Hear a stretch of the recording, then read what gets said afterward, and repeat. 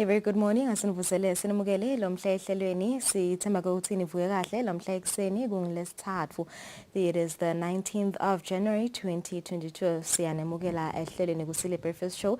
Kokumuda nje ukuthi uyakhona nokulibukela khona ka YouTube. Lesikhathi sasibukena ngumbiko losuka itiko letempilo. Elangena itolo kuhlole bandvu labangu 823 kotholakala ukuthi laba ngemashumi lasihlanu nesikhombisa banawo lo mkhuhlane kanti labasesibhedlela labaselashwa abangemashumi lamathathu nabathathu sishiwe ngulababili itolo emhlabeni kanti lasebaluleme dinombolo letinsha abangemashumi lasithupha nemfica bese kuthi ama active cases wona angu 602 so lwabheduka lo mkhuhlane lasebawutholile bangu 67935 kanti lasebashiye emhlabeni bangu 1365 lasebagome ngalokuphelele sabangu 312516 bese kwenda 26.6% of population kanti kubuka nje indzaba letenda ama-headlines kulamanye emave eveni laseNingizimu Afrika e-Western Cape High Court seyinqumo ukuthi Zandile Mafe loyo losolakala ukuthi uyambandzakanyeka ekushiseni kwePhalamende eSouth Africa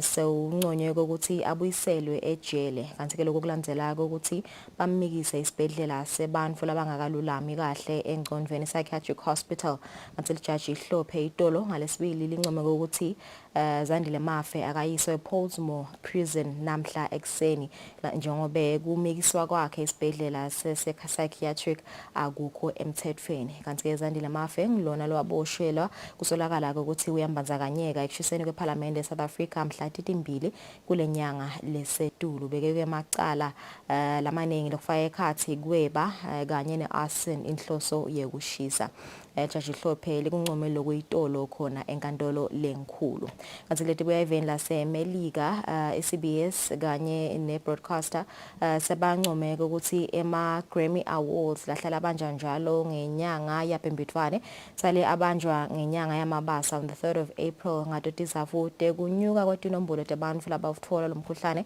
ikakhulukazi luhlobo lolusha lwe-Omicron variant bekumele ukuthi lama awards the 64th Grammy Awards abanje mhla 31 January sekahlehliselwe embili atomanje mhla 3 April eLas Vegas kanti ke lo umcimbi lomkhulu lona lapha kunconywa khona labo labahlabelako nalabo laba actor khona eveni laseMelika namhlahlelweni sita ucocisana lapha na Dr. Kevin Makatsange losuka khona ehlanganweni netempilo yakamhlaba WHO kuvaka bandi nje ngato leti the latest on COVID-19 ikakhulukazi evekatini leAfrica sitawukhulumisana naye kabandi ngama cases inyuka kwama cases kanye kwama cases abantu labathola iOmicron variant kanye nevaccination rate esifundeni sase-Africa kuva ukuthi sesime kuphi kanye nalabo labasishiye emhlabeni sitabe sixoxisana naye nakhwela tindzaba tensimbi esikhombisa and of course we have a pre-recorded interview na communications wakaswaka sibuka njodwana nje tindzaba teklubeteka lebisolo tendeka eminyakeni lophelile ikakhulukazi ngenyanga yengongoni ngesikhathi sema holiday akhisimusi asasekhevu nasibuya sitawubuya netindzaba tetfu.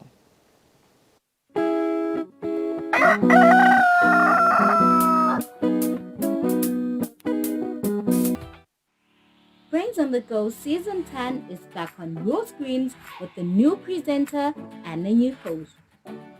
This season, the quiz show is in the Lubombo region where we will meet 15 students from 15 different schools. Join us every Thursday at 6 p.m. and find out who will be the actual winner.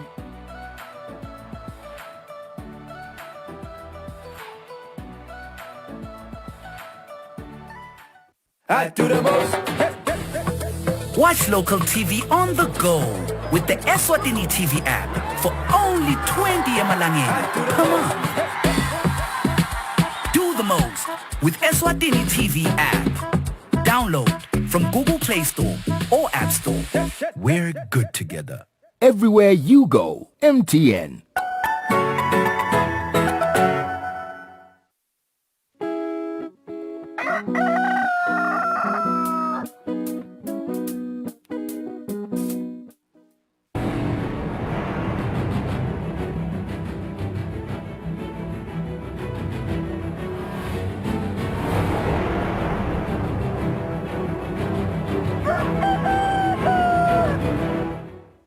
Welcome back. Solo bukele Kusile breakfast show asingene tindzabeni tetfuta kucala.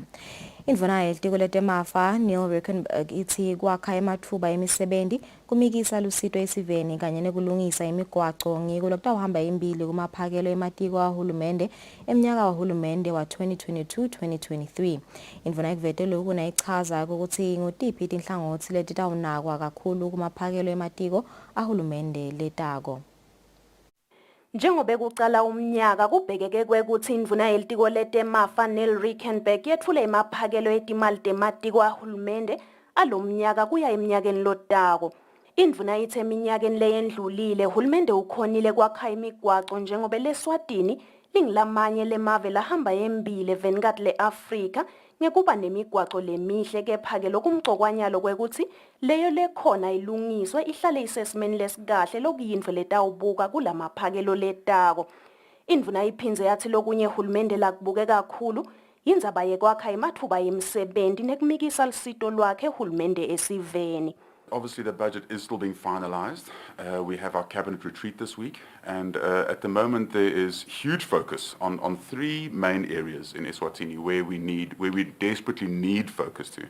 The first one is service delivery, just general service delivery, where Emaswati are getting services, standing in long queues, waiting long times, finding the internet is down, whatever reason, that services are not being delivered quickly, number one.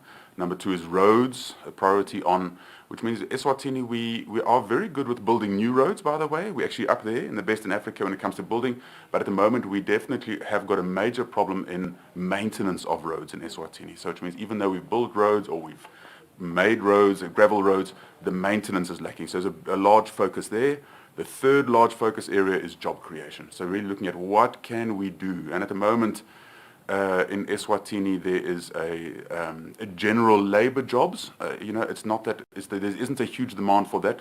But there's a large demand for better than general labor jobs. People are not queuing up to cut sugarcane or queuing up to dig holes in the forestry areas. But there is still a lot of unemployed people looking for slightly better. People with education, people with a matric at least, or maybe even a higher education. And that's really where the focus now is. How do we create jobs in that space to be able to help them as well? Indvuna ithi hulumende nakatawukwenda emaphakelo uyajula ahlele ngendlela letawucinisekisa kwekuthi tonke tinhlangothi atisaleli ngaphandle. Etindzabeni teSwatini TV kubika Nelsiwendla ngamandla nginambongwa Dube yembabane. Ngakulokunye indvuna yelitiko letemafa Neil Rickenberg ithi uhulumende uyicaphele indzaba yekuthi tinkampani letisebenta kuleli letiphindze tibe kulamanye emave tiwubhadala ngalokuphelele umthelo kuleli. Indvuna ikuvete lokhu ngemuva kokuthi inhlangano yakamhlaba yetimali International Monetary Fund ithi emave lasendasini ye-Afrika alahlekelwa imali leningi ngenxa yetinkampani letisebentela emave lehlukene letibese atisawubhadali ngalokuphelele umthelo kulamanye emave. Umbiko lokhishwe inhlangano yakamhlaba yetimali i-International Monetary Fund kule nyanga uveta ukuthi emave lasendasini e-Afrika lahlekelwa imali lelinganiselwa ku-730 million wemadola asemelika ngeminyaka lokuyimali yemthelo tinkampani letisebentela emaveni lahlukene letingayikhokhi kulamanye alamave. Indvuna yelitiko letemafa Neil Rickenberg ithi uhulumende ucaphele kwekuthi lokhu kungendeki kuleli. Indvuna ithi kungako kunemthetho losakhankhanywa i-Income Tax Amendment Bill lotawucinisekisa ukuthi umthelo wetinkampani ubhadaleka ngendlela lefanele. Indvuna ichubeka ithi hulumende uyabuka kwekuthi yini lengalungiswa etindzabeni tawo umthelo kute tinkampani tingakukhandzi kumetima kuwubhadala. The remedy to fix this is obviously to look at our legislation and see what we can do. So as Eswatini, we have been looking at this over the last while. We have a draft, in fact, Cabinet has approved, it's ready to table in Parliament, income tax amendment bill, which has actually got a few measures in place just to try and take us along the road to try to close those loopholes. And as one closes loopholes, companies sometimes look at new ones, and this is the normal thing where one, in a sense, chases the income the tax, from the big companies because they've got, large sets of lawyers and they can look at, clever ways to try and avoid tax. And then one has to just respond as government and try and close the holes. But at the same time, I think what we need to keep in mind is we also still have a strategy to try to reduce the income tax, the company tax in Eswatini, and so that one has a carrot and a stick, you know. I mean, so we can also try and motivate the multilateral companies. So if you're looking for a place, or if you're wanting, you know, if you are making tax, and often when you're working in multi-tax jurisdictions, sometimes it's a matter of a choice, you know, where you can show more tax, where you show less tax. Whether it's right or wrong is maybe another story. But if you have a low tax rate, you find that often more tax is actually paid in one's country by the big companies. That's where obviously a lot of our corporate tax comes from. And so for that reason, if we can reduce that slightly, it could also mean that we actually have a more conducive environment, and these companies actually come here and we actually get more tax rather than less tax at the end of the day. Indvuna yithi uhulumende ngaso sonke isikhathi uhlala buka tindlela letingcono letawucinisekisa kutsi tonkhe tinkampane tiwubhadala ngalokuphelele umthelo lapha eveni. Etindzabeni teSwatini TV kubika Nelisiwendla ngamandla kunambongwa Dube yembabane. Umcondzisi yetiko letekulima Nelson Mavuso uthi njengaloko imvula tichubeka nekuna eveni, balimi abachubeke nekulima ikakhulu tilimo letifaka ekhatsi bobhatata kanye nemimbila etindzaweni letingabanzi kakhulu. Mavuso kusho lokho ngesikhatsi yaxoxisana netintatheli talomsakato. Cishe lonke leSwatini liyachubeka nekutfola timvula. Kungaleso sizathu umcondzisi etiko letekulima Nelson Mavuso akhusa temaswati ukuthi akalima ngemi sesimcalile January. Sengiso kwesikhathi nyalo sekuhlayela letinye tilimo. Umbila lomnyendi sokusho isikhathi ngoba kutawusheshe kubanze masinyane. Kodwa ke inhlanyelo letiphuthuma kakhulu logwaja le 3 rains lethatha 90 to 110 days kufika esigabeni sekuvuthwa. Usengahlanyelwa etindzaweni lapho kufuthumele khona. Kodwa ke etindzaweni letiningi njengathi senkangala sekude lapho sebangahlayela letinye tilimo letifana nabobhatata bahlanyele bomabhonjisi sengiso kwesikhathi sabo cishe throughout le live kusuka enkangala ziyofika ehlanzeni sesingawahlayela emabhonjisi nyalo ngalabo January February. Inhloso ke lenkulu nakhona sendela ukuthi uma asavuthwa aseoma kube sekude timvula. Ngakulokunye Mavuso ucele emaswati ukuthi akanake tilimo tawo ukhala ngemimbila lese ibhabhadlele litiko leliyibonako velonke. Uma ulimile kusemcoka ukuthi nawuhlanyela uhlanyele ngaye manyolo. Kunde ukuthi silimo sakho sitothola emandla la kahle nasasuka phasi. Bese kuthi ke nasekuphela emaviki lamane kuyela sithupha. Ube somfakile manyolo makhabeni kuleso silimo sakho. Siyakhutsata ke kakhulu ukuthi ngiloko lokwenda ukuthi isivuno sisithole noma live lifike ezikeni lapho litawukhona kudondla khona. Kodwa ke uma kusendeka ukuthi ukhanzelisa umlimi yahlanyela bese uyawuyeka lo mbila wakhe ukuthi nase kwendlule emalanga kungikhathi afaka lo makhabeni lo manyolo ngikoke lokukhombisa lokubese kwenda ukuthi lamandla leso sivuno sakho singabe sihle kakhulu. Lapha nje sibona nathi tithombe tembila lobovu lo sewuthathe emaviki so lokungafika emadolweni. Siyakhutsata ke balimi ukuthi kuze kuthi kutoba khona lo tawubuya nakwethafeni faka manyolo na uhlanyela bese kuthi nakuphela emaviki lamane angakapheli lasithupha ubese ufaka makhabeni wakho. Lokho ke lokutakuniketa leso sivuno nawo nje lomunye leso ubonako lapha sowushakatile lo mbila loyo wahlanyelwa ngaphandle kwamanyolo. Manyolo wase ufakwa ngedulu. Lesivuno ke sakhona sesivele sesikhinyabedekile. Siyakhutsata ke kakhulu balimi evende emaswati ukuthi uma uhulumende asasita ngetimfanelo tekusita abalimi ukuthi bafake bahlanyele kahle ukuze sitothola sivuno lesedulu kusemcoka ukuthi bakulandzele lokho. Eluhlakeni lwahulumende lekuvusa umnotfo lapho live lisona kubhedwa kwemkhuhlane iCovid-19 tekulima uhulumende usithi tawuba ngumgogodle ekuvuseni umnotfo.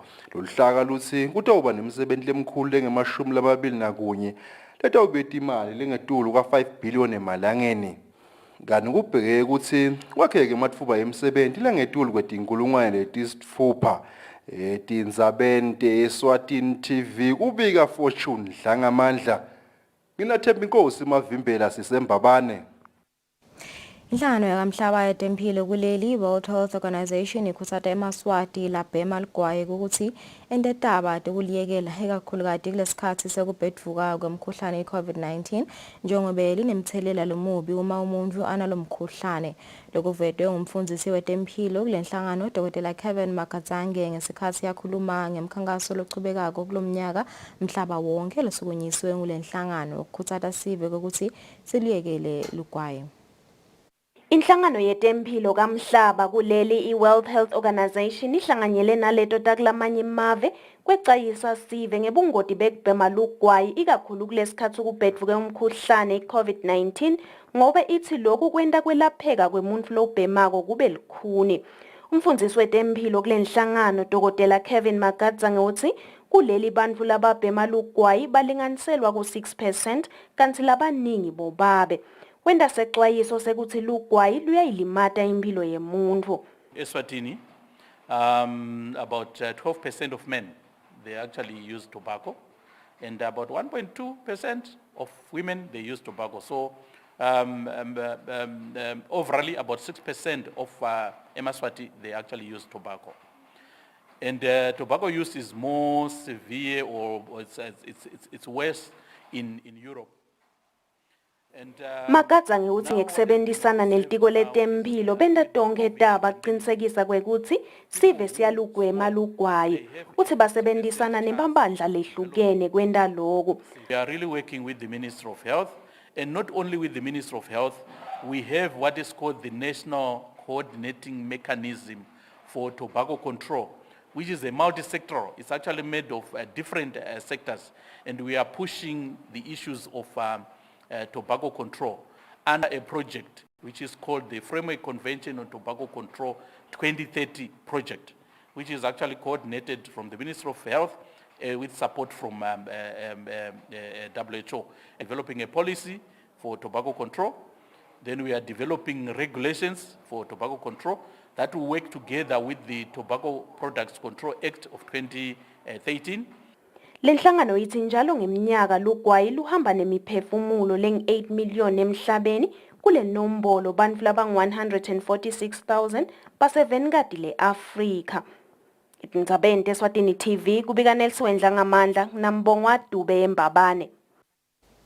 Emadamu onke lapha eveni sekagcwele ayaphuphuma noko umjoli wehle nga 2% kusukela evikini leliphelile. Lokhu kungobe lamandi sekavulelwe ukuthi aye emifuleni ukuze leli damu lingatawutsabuka. Lokhu kuvela embikweni welitiko letemcebo waphansi nemandla ngesimo semadamu eveni. Imvula ichubeke njalo nekuna eveni leSwatini lisekwendene ukuthi imifula nemadamu kugcwale. Emadamu angagcwala kakhulu abese ayalimala. Kugwema lokhu lidamu lemjoli selivuliwe ukuthi lihambise lamanye emanti angene emifuleni. Evikini leliphelile leli damu leli beligcwele lichitheka liku 107%.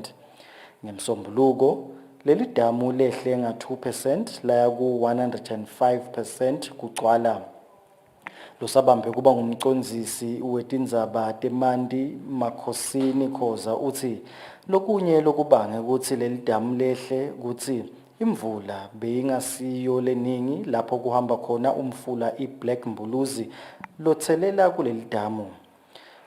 Lokuvela embikweni welitiko letemcebo waphansi nemandla ngemadamu lamakhulu alapha eveni ukuthi onke solo agcwele. Lokunye ukuthi agcwele nje sekacitha nekucitha. Lamadamu lamakhulu lasihlanu ngumjoli, Lobovane, Maguga, Hawane kanye neluphohlo. Litiko lithi sivele sihlala dvutane nemifula nalamadamu asicaphele njengoba lamanye alamadamu sekavuliwe ukuthi acithele emifuleni. Lelitiko lithi bashayeli betimoto nabo abangeweli emabhuloho lagcwele. Lelitiko licela nebatali baqinisekise ukuthi bantwana bafika baphephile etikolweni ikakhulu labo lekumele bewele imifula nabaya khona etikolweni. Abonakele labanye bantfu bemuka nemifula batfolakale sebashonile kanti labanye basinze emavikini laphelile. Mbukeli solo uyakhunjuta ukuthi emanti ayingoti.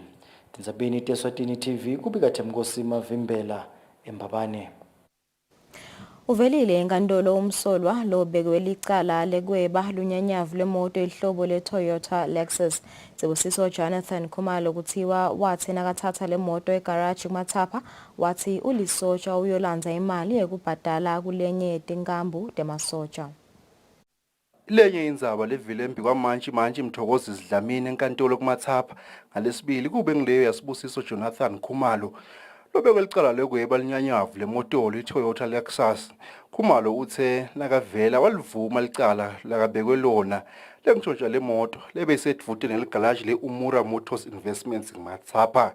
Umbuso ubeze ufakafakazi kulendzaba lokungumcondzisi waleli galaji lokungu-Ozay Ahmed. Ahmed utshela inkantolo ukuthi umsolwa kulendzaba bekathembise kuthenga lemoto ngemali lengu-130,000 emalangeni uma ngabe lemoto seyilungisiwa ilensi lebeyikatsi ingadlali kanye nelifastelo langemumva esandleni sebunxele lebelingavuleki.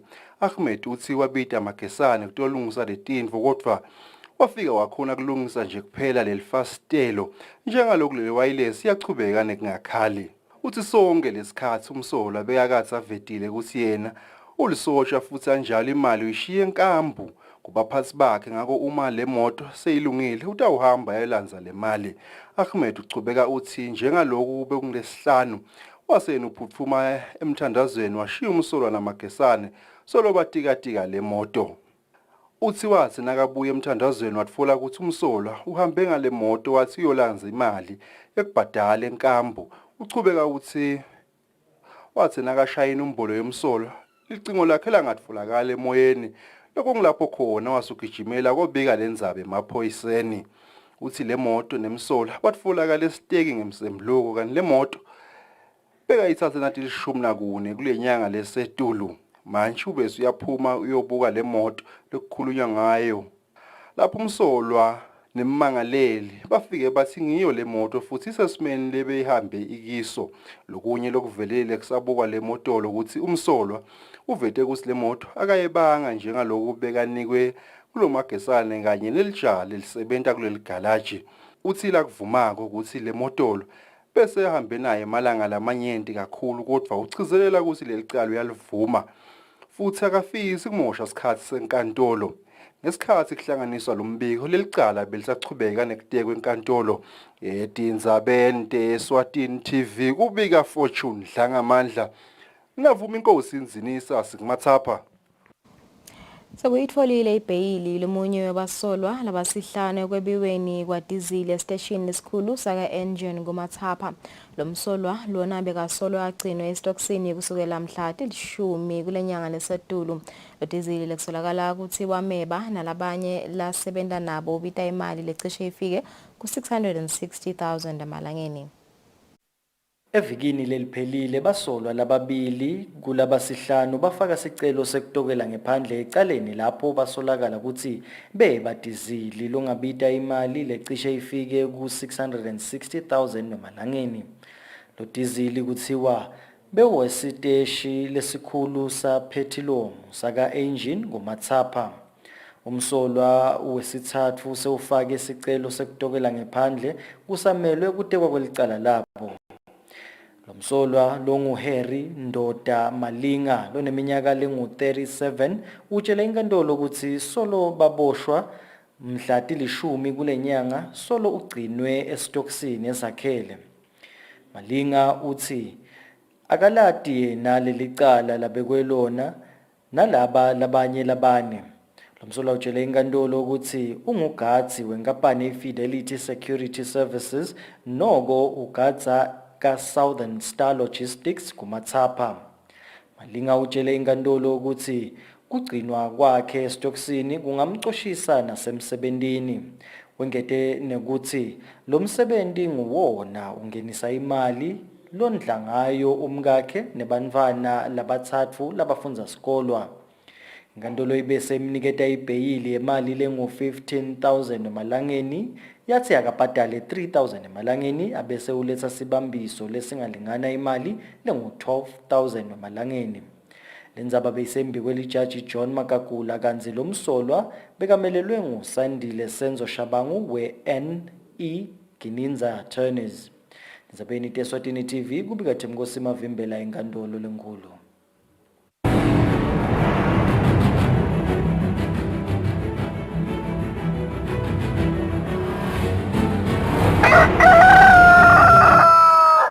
Kwezemidlalo sihlalo wenhlangano ledlalisa umdlalo wabomake eveni Bonkosi Mhlanga uthi sabavele baqalile kwenda umsebenzi labatawuthembisa nabangena ehhovisini eminyakeni lophelile.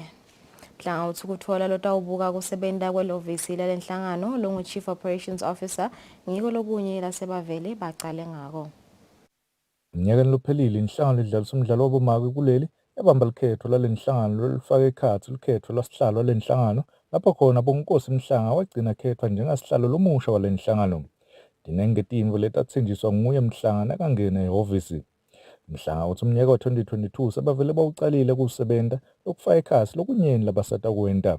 So kulo mnyaka wa-2022 nje sesivele siqalile sendawana nomsebenzi ukuthi sibe nalo Chief Operation Officer nje is-one of imisebenzi lebesitask kuyona ukuthi siwente ngama-members.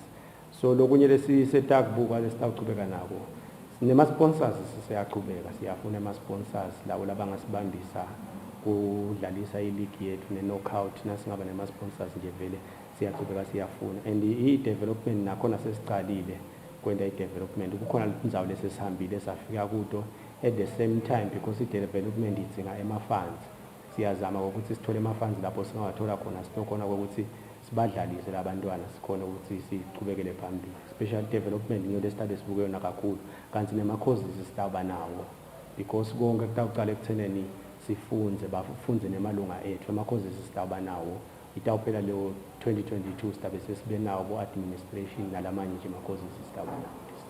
Mhlanga bese wethula lobuke kusebenta kwelehhovisi longintando yenkosi ihlatshwako latsembise sive ukuthi utawenda tinguquko letinsha kulenhlangano. Ngitimisela ukuthi umdlalo welibhola labomake ungagcini nje kangwane kuphela but sichubeke sikhone kuyawudlala siwine futhi nakulamanye emave. Kanti amahhovisi ayo lenhlangano ladlalisa umdlalo wabomake akhona indlungulo yebhola eSigwaca House eMbabane. Lobekela umsakazo Eswatini TV temidlalo ngilinde Dlamini eMbabane. Alatete imidlalo siyadiphetha tindzaba tetfu tekucala lomhla ekseni asibahlole timakethe nasibuya sidabuya sichubeke nehlelo.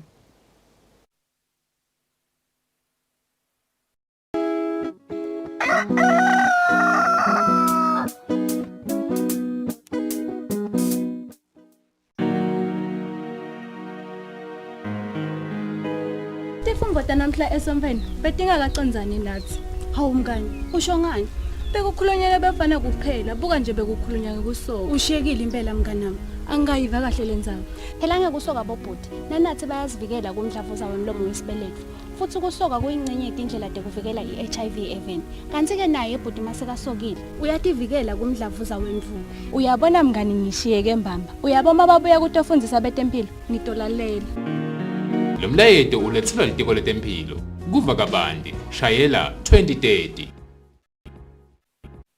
Intuthuko lekhonsile yintuthuko lesuka phansi emimangweni kuso sive lesinesidingeko sayo ingene emiphakathini kuboba betikhulu ikhulunyiswe ibusiswe enkundleni nasesifundzeni ite iyofika kuhulumende lowabatimali tekusukumisa leyo misebenzi yentuthuko nenhlalakahle. Bukela luhlelo sive siyathuthuka kubona imisebenzi lesukunyiswe ngaphansi kweluphiko lwahulumende lekwakha takhiwo letisekelwe ngetimali tahulumende i-microproject kanye na-Regional Development Fund.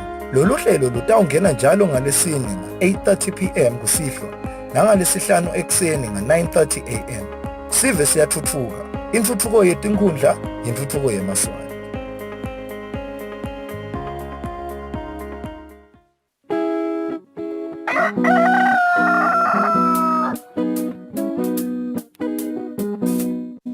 Asiphinde sikumukele mbukeliso ivele igaba encane insimbi yesithupha lomhla ekseni kulesikhathi sitandlalela pre-recorded interview naye communications officer wakwaSwaga Sakhile Dlamini lapho besixoxisana naye ngetindzaba tekuhlukubeteka kwebantu eminyakeni lophelile kakhulukati inyanga yengongoni during the festive season. Sesimbukele simlalele ukuthi uthetheni. Inhlangano ivele ibuke ukuthi ifuna kusita umumfu lohlukubetekile in a more holistical way. Iswaga uyinhlangano le cishe ibe client oriented vele lokusho ukuthi sibuka i-best interest yalo muntu ohlukubetekile ekakhulu sifuna vele kuletha lusito kuyi. So lama approaches lokwashoko sicale sibukele prevention aspect baye basho betempilo ukuthi prevention is better than cure. So siyesibe singakuvikela kanjani ukuhlukubeteka ngilapho la sifundisa khona etikolweni, sifundise ama-communities, sakhe nema-partnerships la ngabe sisayaqinisa kusebenza kwethu lokufaka ekhathi maybe partnerships with the media, with organizations nawo la sebenza kenza abantu ukuhlukubeteka, sinebudlelwane nahulumende nematiko akahulumende nje-ke la ngona amcoka kakhulu kulo msebenzi wethu lokufaka ekhathi amaphoyisa, ilitiko la social welfare nelaka DPP nje konke i-justice system. Sibuka ukuthi simvikela kanjani lapho nebantfana sibafunze basesebancane ngoba sibonile ukuthi i-violence can be is a learned process hayi ukuthi ku-natural ukuthi sihlukubetane. So it's a process that can be unlearned through teaching and empowerment programs. That is why sihamba sifundise bantfana kusukela ku-9 years etikolweni size siyophumela e-high school la sibuka khona kushintsha indlela labacabanga ngayo. Siyati ukuthi ukuhlukubeteka kufaka ekhathi lokungalingani kwebulili lokuthi wena nawubona intombatane ongumfana ubone umumfulo lesser than you, umumfulo ongamcontroller generally indlela laba socialized ngayo abantu besilisa banale sense of entitlement when it comes to women. Uthi manguvusela nangikhuluma nawe awuhleki ngani yonke lento leyo. So by changing indlela lesicabanga ngayo about issues of gender sibone equally ukuthi your opinion as a woman matters as much as his opinion as a man. Kuyakhona lokuthi bese sekuyanciphisa letinto abatehlukubeteka la bese sesifika khona to a point of mutual respect. So konke lokho timfundo zama ukuthi address the prevention aspect of it. So while we are preventing, the reason why this swaga is because siyabona ukuthi kunale gender-based violence lekhona lokuhlukubetana lokhona. So we have a very strong response system that is which we exercise through the care and support department. Lapho khona sinakekela siletha lusito kubantu lesebona sebahlukubetekile.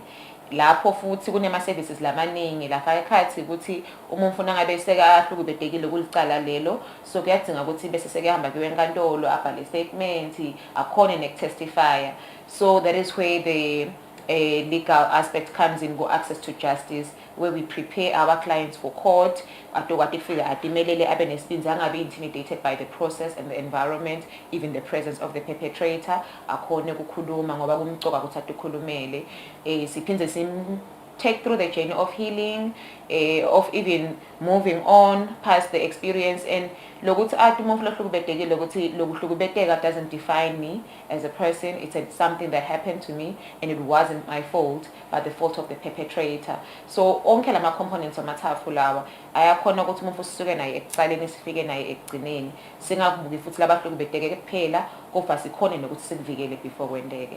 Kuye kube nemehluko ngendlela esebenza ngaDisemba njengoba sobekile ukuthi kuye kube isikhathi sema-holiday nabo-festive.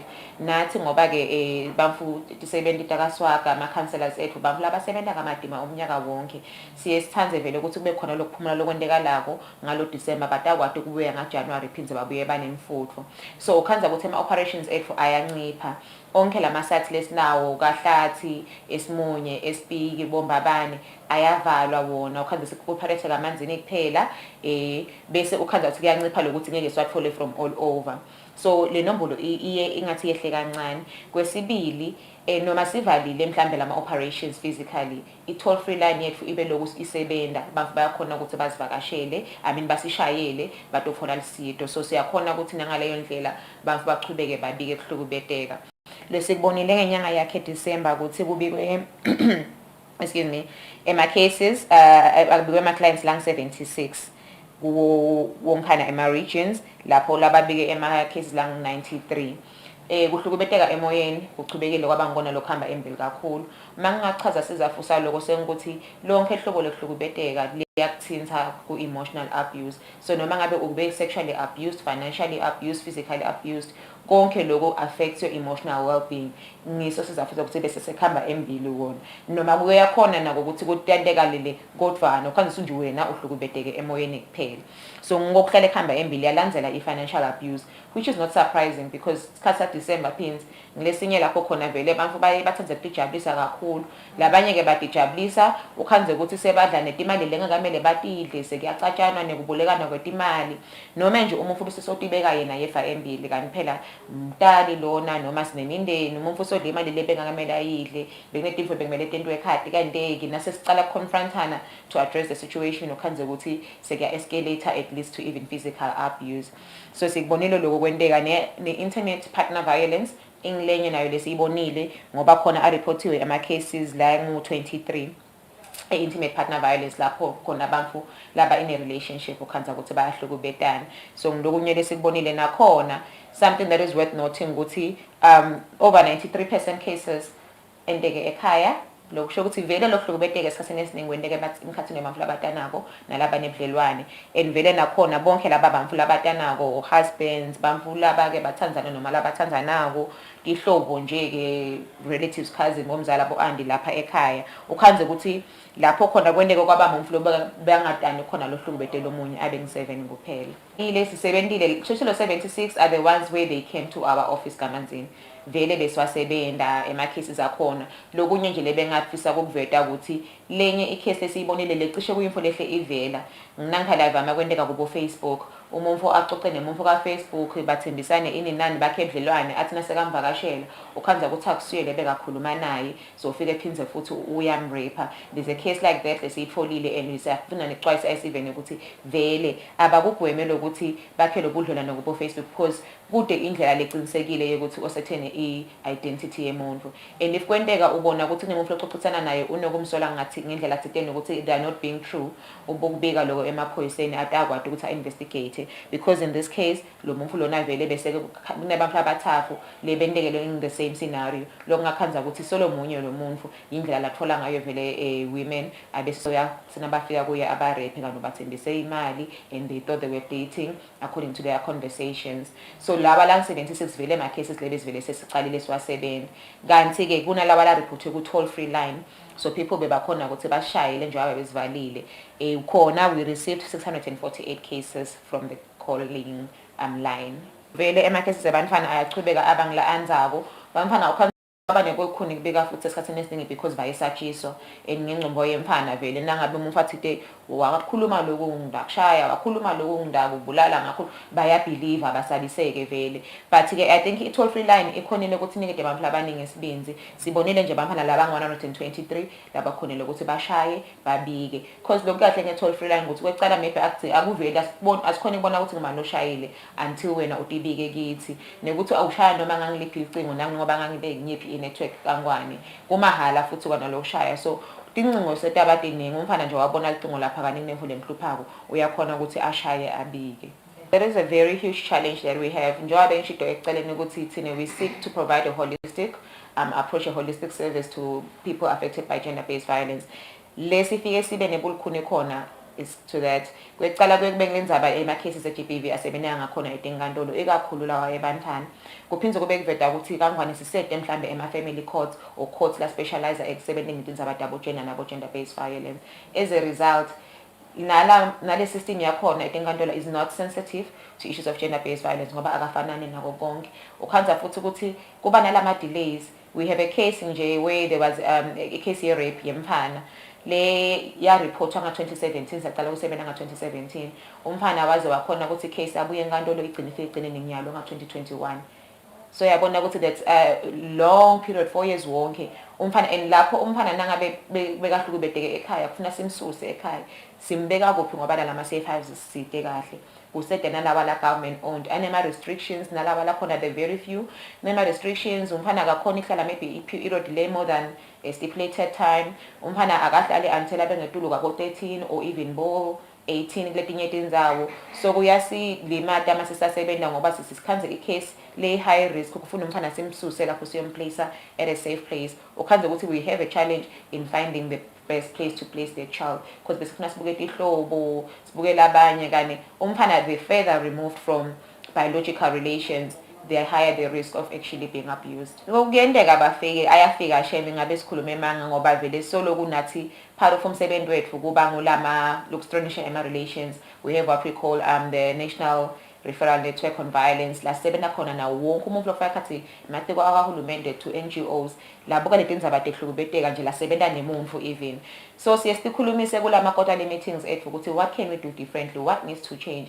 So lapho uyabona sike sabona nasemaphepheni ukuthi kuvela tikobota ko 37 years sibonela abanye laba rape bafaka sengukuthi one thing you not from that ubona ukuthi le case yabikwa mhlambe over isathatha lesithi before we get to the judgment.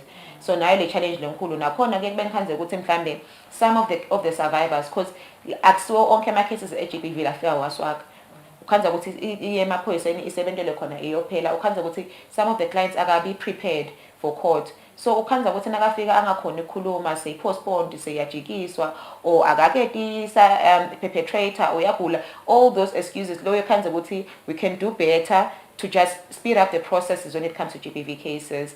Ungakhanza ukuthi lona nje nangabe case yakhe yathatha 4 years lo mfana nangabe sithi wa rape anabo 5 years so na 9 years nyalo and makafika enkantolo you're asking the child to recall something that happened 4 years ago ungakhanza ukuthi kuyayinciphisa i-chance ukuthi le case leyo ibe successful because some things akasathi khumbula lokunye nalo perpetrator so ngaba nakuthi maybe akusasuyena so shintshile so akuba neslave noma swaba kanjani so kuphosa ama challenges lokho but some cases do happen from the beginning to the end siphume square kwendeka kakhulu lokho bekwendeka kakhulu before the enactment of the SODV because kadzeni available noma ngabe bekakushaye wale malakwani your partner uhamba uye emaphoyiseni achamuke akuswetnishe bese ngichanga senimambe netandla emaphoyiseni ukuthi hayi sesiqalele nesikhulumile is not going to do it again and ukhanza ukuthi umthetho ude emandla ukuthi achubeke naloko vele nasokuthi wena complainant you dropping charges bojika but the best thing that has happened with the SODV Act which is why we are always celebrating it is because sekude loko you can't drop charges because umuntu akamangalelwa just mine as a survivor but the state because the state angithi sonke siyasibonelela so nyalo noma ungafika wena lenye info we understand ukuthi violence is a cycle so vele noma ngabe and 90% of the time ema survivors which is why some people don't even report baye basuke bangasiko bede inkinga kakhulu nakuthi perpetrator kwendekalani kuye kube ukuthi nje I need the abuse to stop so uye abikele mhlawumbe ukuthi nami if you can get him to stop or get her to stop kungaba ngcono kimi ngifuna nje ukuthangekele but angifuni ukumbopha angifuni ukuthi kwendekeni bacabangene ukuthi mhlawumbe nabe I breadwinners dodlani la khaya nani but what we know about perpetrators is they don't stop they keep on keeping on because kude lama repercussions that is why sithi ngathi gwebo letinkhulu that is going to deter some would be offenders because babone ukuthi nami I have something to lose by being an offender ngcono nga offendi at all so vele nakwendeka njalo because abuse is a cycle sikhulumene ukuthi yonke abuse ithinta emotional well-being usuke so be through so much in that vele uba ngathi nje ngifuna lokuphosa ema charges so through the counseling you realize the importance of actually going through with the case iye enkantolo because your cooperation noma ngabe umthetho uyagonyata ukuthi umuntu icase iyachubeka whether I dropping charges or not but your cooperation is very important for the progress of the case because noma ngendiwa konke now usakwala testify ungaveli enkantolo ayikhona ichubeka le case so through the court preparation and the counseling process then survivors bese baba nako ukubona bomcoka baloko and they cooperate lulu kuyendeka lokho kwecala nje info lesiyesisi siyakhuluma communities okhanze ukuthi bafaba bayikholwa ukuthi biological fathers do rape their daughters biological daughters info lendeka lako lebhlungu kakhulu but it happens and kufuna singakubalekeli ngoba ngilapho khanza ukuthi labanye abafana bafika kulesigaba sekuthi bagcine sebamithi ngekuthi bekusolo kuphikwa lapha ukuthi kungenteka lokho ugcine sekune evidence ye pregnancy so vele kuye kulukhuni lobunye lesinabo ke ukuthi umthetho kangwane usayala i-abortion yes bayavuma ukuthi mhlambe nakunema circumstances thide la outlined in the law abortion can happen but the processes okhanza ukuthi umfana ugcine sekaze atelwe so lokho kunale back and forth yiku ascertain ukuthi lo mfana vele must actually abort so as a result thine kwethu again is well-being at the client so we go through the counseling processes of course kuyabekwa emthethweni babe kufuna ahambe abhekane nemthetho for actually raping his child lokunye ukhanze ukuthi labantwana bede naloku ukuthi ufuna uyamfuna lo mfana la so ngile result le rape so that is where again safe houses come in because we need to have a place where we can place the now born child so that this child can go on with their life without the burden and the reminder of what actually happened to her. Definitely the SOTV will always celebrate it. Strength and partnerships. We have over time been able to create very good, strong, healthy relationships with the stakeholders at GPV. We have a good relationship with the DCS, excuse me, Department of Mapoiseni. We have a good relationship with DSW litiko le social welfare. Sisebenza kahle kakhulu nabo vele nabo bamcoka nangabe nje sikhuluma ngithi sumfana akasuswangiswa kumphana kuba i-Government Institute nguye litiko ka-DSW sisebenza kahle lapho. We have a really good relationship with the media. Even the way indzaba ka-GPV seti-reportwa ngakhona, there's a huge improvement, and it also helps in raising awareness and advocating for letindzaba leti ukuthi tiphele. So kuyasijabulisa kakhulu ukubona indlela leti tiphuma ngato tinfo tabo victim blaming setinfo takadzeni letingasavami kwenteka. And even educating while writing an article or reporting on GPV, there is something that we see because they are actually changed and informed by the media. Lokunye lesikubonako ability to increase our coverage. Just last year we had a new site, Spigi, basically this is a town board.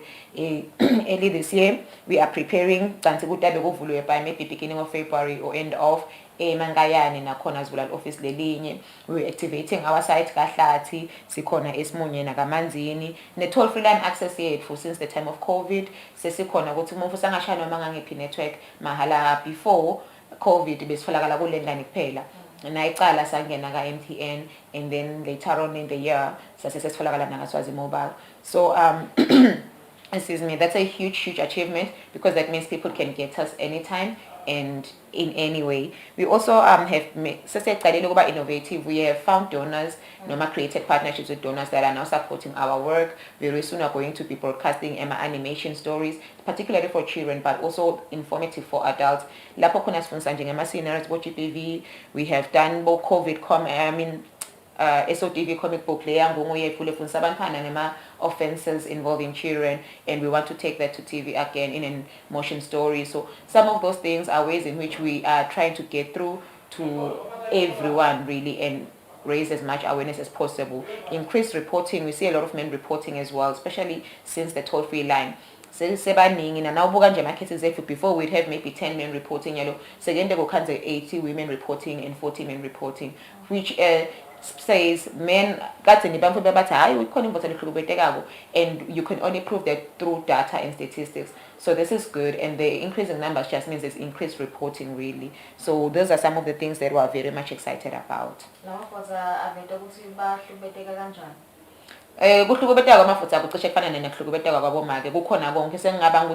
Prevalent.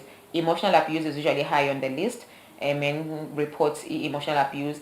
There is sexual abuse. No mabonga swema for it's boys. Sexual abuse is corner. There's also maybe 2-3 cases of physical abuse. But in all the forms of abuse, we men report them. Saying that some are less prevalent than others compared to women cases. So it's in the toll-free line. A toll-free line yet for 951 uyashaya mahala noma ngabe ngiphi network ungas SMS as well, which works a bit like WhatsApp, but you don't need a smartphone for it. Or SMS Swaga go 8500 nakhona go free on the MTN network, and you get to speak to a counselor.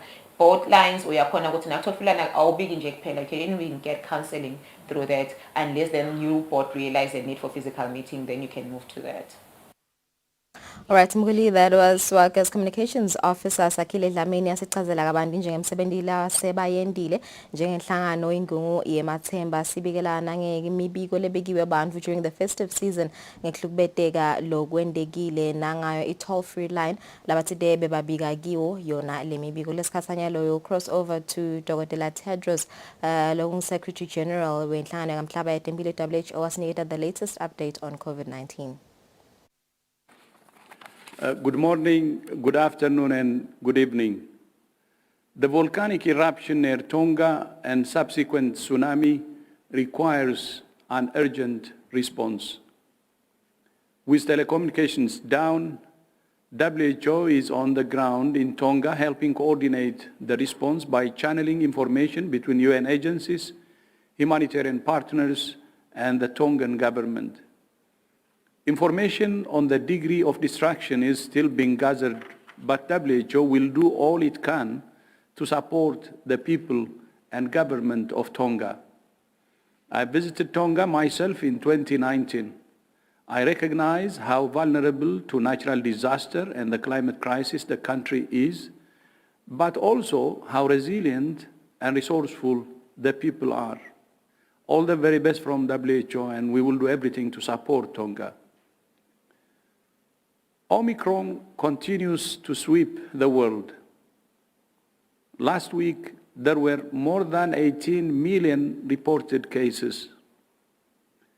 The number of deaths remains stable for the moment, but we're concerned about the impact Omicron is having on already exhausted health workers and overburdened health systems. In some countries, cases seem to have peaked, which gives hope that the worst of this latest wave is done with, but no country is out of the woods yet. I remain particularly concerned about many countries that have low vaccination rates, as people are many times more at risk of severe illness and death if they're unvaccinated. Omicron may be less severe, on average, of course, but the narrative that it is mild disease is misleading, hurts the overall response, and costs more lives. Make no mistake, Omicron is causing hospitalizations and deaths, and even the less severe cases are inundating health facilities. The virus is circulating far too intensely, with many still vulnerable. For many countries, the next few weeks remain really critical for health workers and health systems. I urge everyone to do their best to reduce risk of infection so that you can help take pressure off the system. Now is not the time to give up and wave the white flag. We can still significantly reduce the impact of the current wave by sharing and using health tools effectively and implementing public health and social measures that we know work. I'm proud COVAX delivered its 1 billionth dose over the weekend. Of course, it's not enough, and we should do more. At a time of Omicron, it remains more important than ever to get vaccines to the unvaccinated. Vaccines may be less effective at preventing infection and transmission of Omicron than they were for previous variants, but they still are exceptionally good at preventing serious disease and death. This is key to protecting hospitals from becoming overwhelmed. We have been able to track new variants like Omicron and this virus evolution in real time thanks to efforts of thousands of scientists and experts around the world. More than 7 million whole genome sequences from 180 countries have now been submitted to GISAID, which was initially set up to track flu. This pandemic is nowhere near over, and with the incredible growth of Omicron globally, new variants are likely to emerge, which is why tracking and assessment remain critical. New formulations of vaccines are being developed and assessed for how they perform against Omicron and other strains. I'm concerned that unless we change the current model, we will enter a second and even more destructive phase of vaccine inequity. We need to make sure we share current vaccines equitably and we develop distributed manufacturing around the world. We can only beat this virus if we work together and share health tools equitably. It's really that simple. On Friday, WHO recommended 2 new COVID-19 treatments based on data from 7 trials, again increasing the arsenal of tools used to fight severe illness and death. A rheumatoid arthritis drug called baricitinib and a monoclonal antibody called sotrovimab. Again, the challenge is that high prices and limited supply means access is limited. WHO is working with our partners in ACT Accelerator to negotiate lower prices with manufacturers and ensure supply will be available for low and middle-income countries. We urge manufacturers to use WHO's COVID-19 technology access pool to share technology, know-how, and voluntary licensing in order to facilitate increased production capacity globally, which would save the most lives. WHO's COVID-19 clinical management guidelines have been critical to policymakers and health workers so that they can access the latest information on how best to treat patients with COVID-19. Sharing clinical data remains critical so that WHO can generate up-to-date scientific evidence regarding Omicron. WHO invites all member states, health facilities, and research networks to voluntarily contribute to the WHO Global Clinical Platform for COVID-19, which is available through our website. Next week, the WHO Executive Board, which is made up of 34 member states, will meet to discuss the world's health challenges. The pandemic will remain at the forefront, particularly how to more effectively share tests, treatments, and vaccines equitably, and to meet the 70% vaccine target by July 2022. However, the impact of the pandemic on other health issues has also been devastating, and member states will be discussing how we can stop the backsliding and recover together. WHO will be working to accelerate progress on negotiations around a pandemic accord, as well as sustainable financing.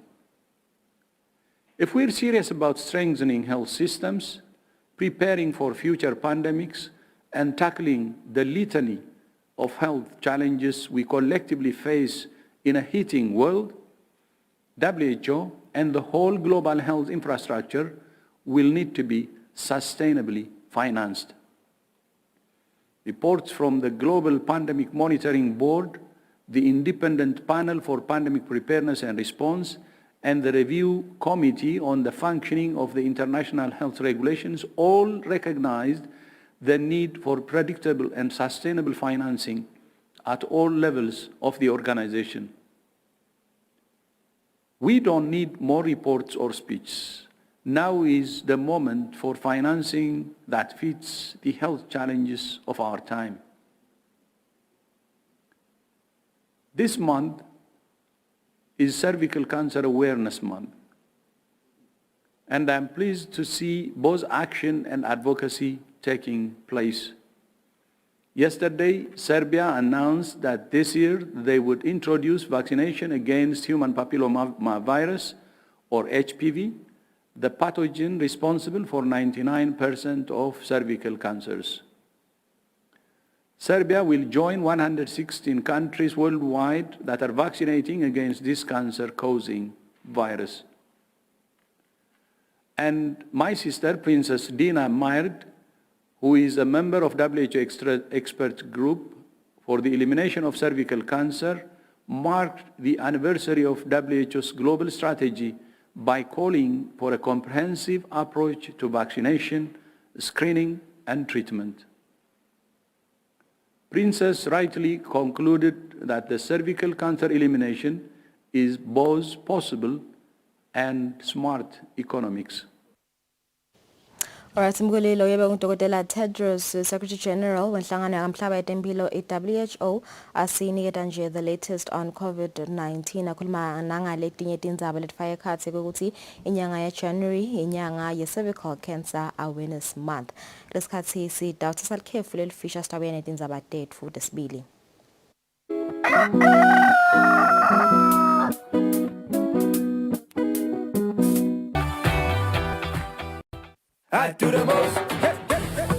Watch local TV on the go with the Eswatini TV app for only 20 emalangeni. Come on. Do the most with Eswatini TV app. Download from Google Play Store or App Store. We're good together. Everywhere you go, MTN.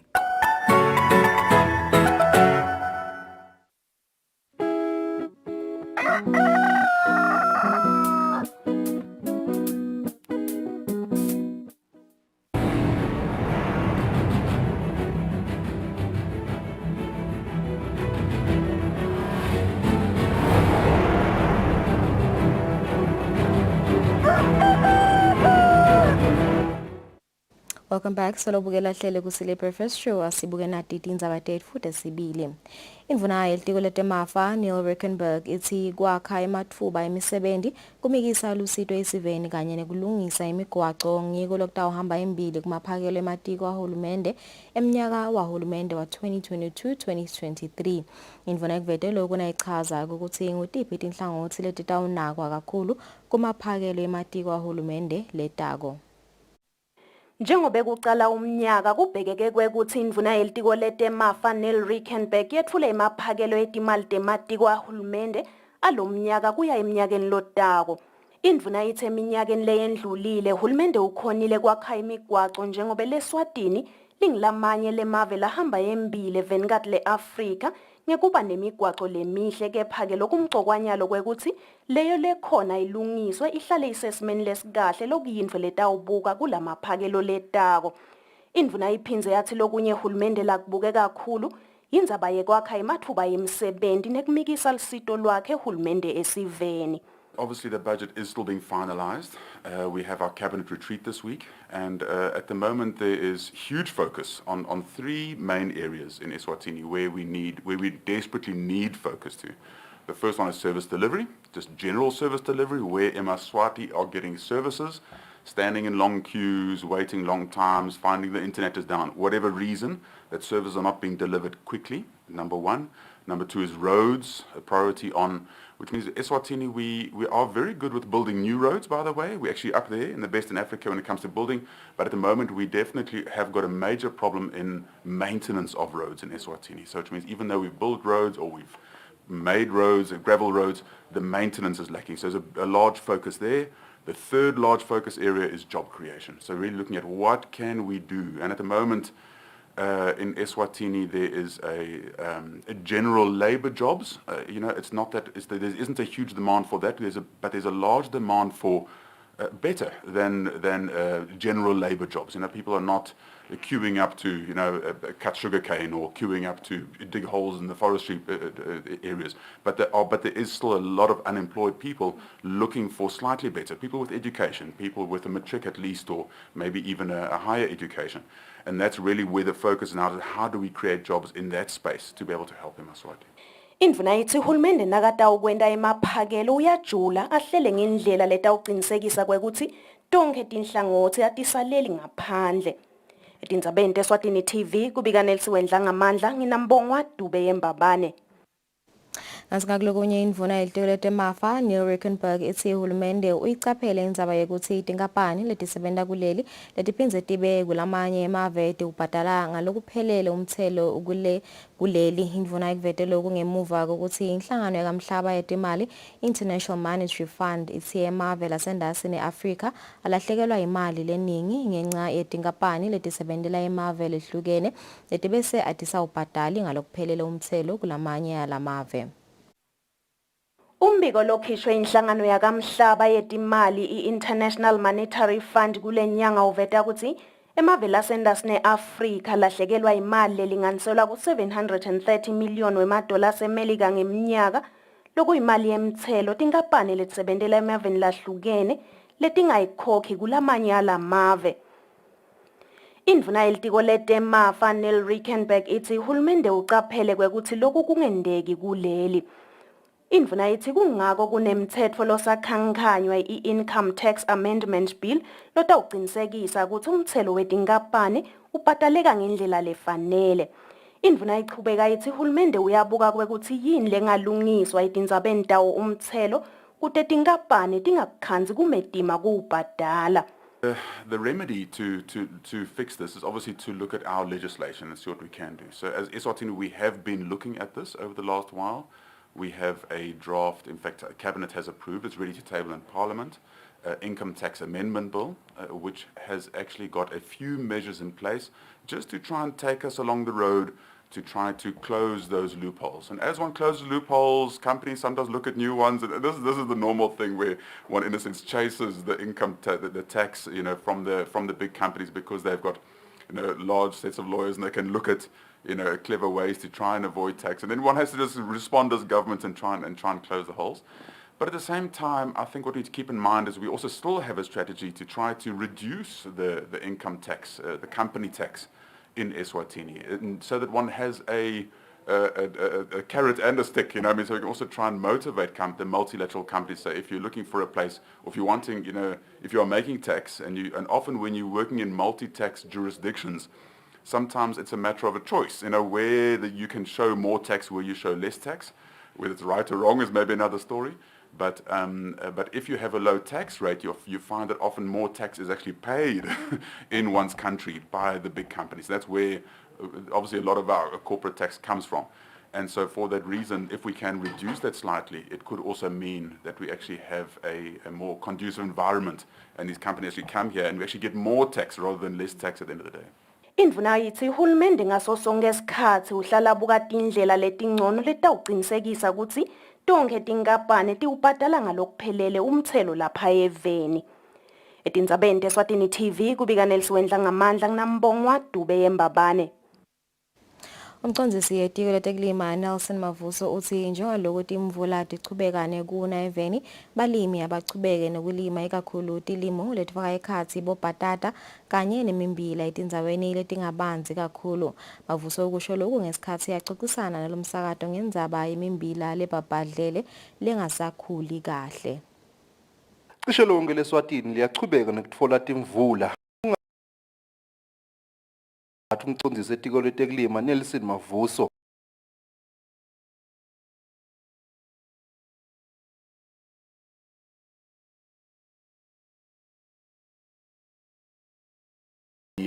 lomnyendi sokusho isikhathi ngoba kutawusheshe kubanze masinyane. Kodwa ke inhlanyelo letiphuthuma kakhulu logwaja le 3 range lethatha 90 to 110 days kufika esigabeni sekuvuthwa. Usengahlanyelwa etindzaweni lapho kufuthumele khona. Kodwa ke etindzaweni letiningi njengathi sengangala sekude lapho sebangahlayela letinye tilimo letifana nabobhatata bahlanyele bomabhonjisi sengiso kwesikhathi sa kusuke enkangala ziyofika ehlanzeni sesingawahlayela emabhonjisi nyalo ngalabo January February. Inhloso ke lenkulu nakhona sendela ukuthi uma asavuthwa ase-oma kube sekude timvula. Ngakulokunye Mavuso ucele eMaswati ukuthi akanake tilimo tawo ukhala ngemimbila lesiyibhabhadlele litiko leliyibonako velonke. Uma ulimile kusemcoka ukuthi nawuhlanyela uhlanyele ngaye manyolo. Kunde ukuthi silimo sakho silothola emandla la kahle nasasuka phasi. Bese kuthi ke nasekuphela emaviki lamane kuya lasithupha. Ube somfakile manyolo makhabeni kuleso silimo sakho. Siyakhutsata ke kakhulu ukuthi ngiloko lokwenda ukuthi isivuno sisithole noma live lifike ezikeni lapho kutawukhona kudondla khona.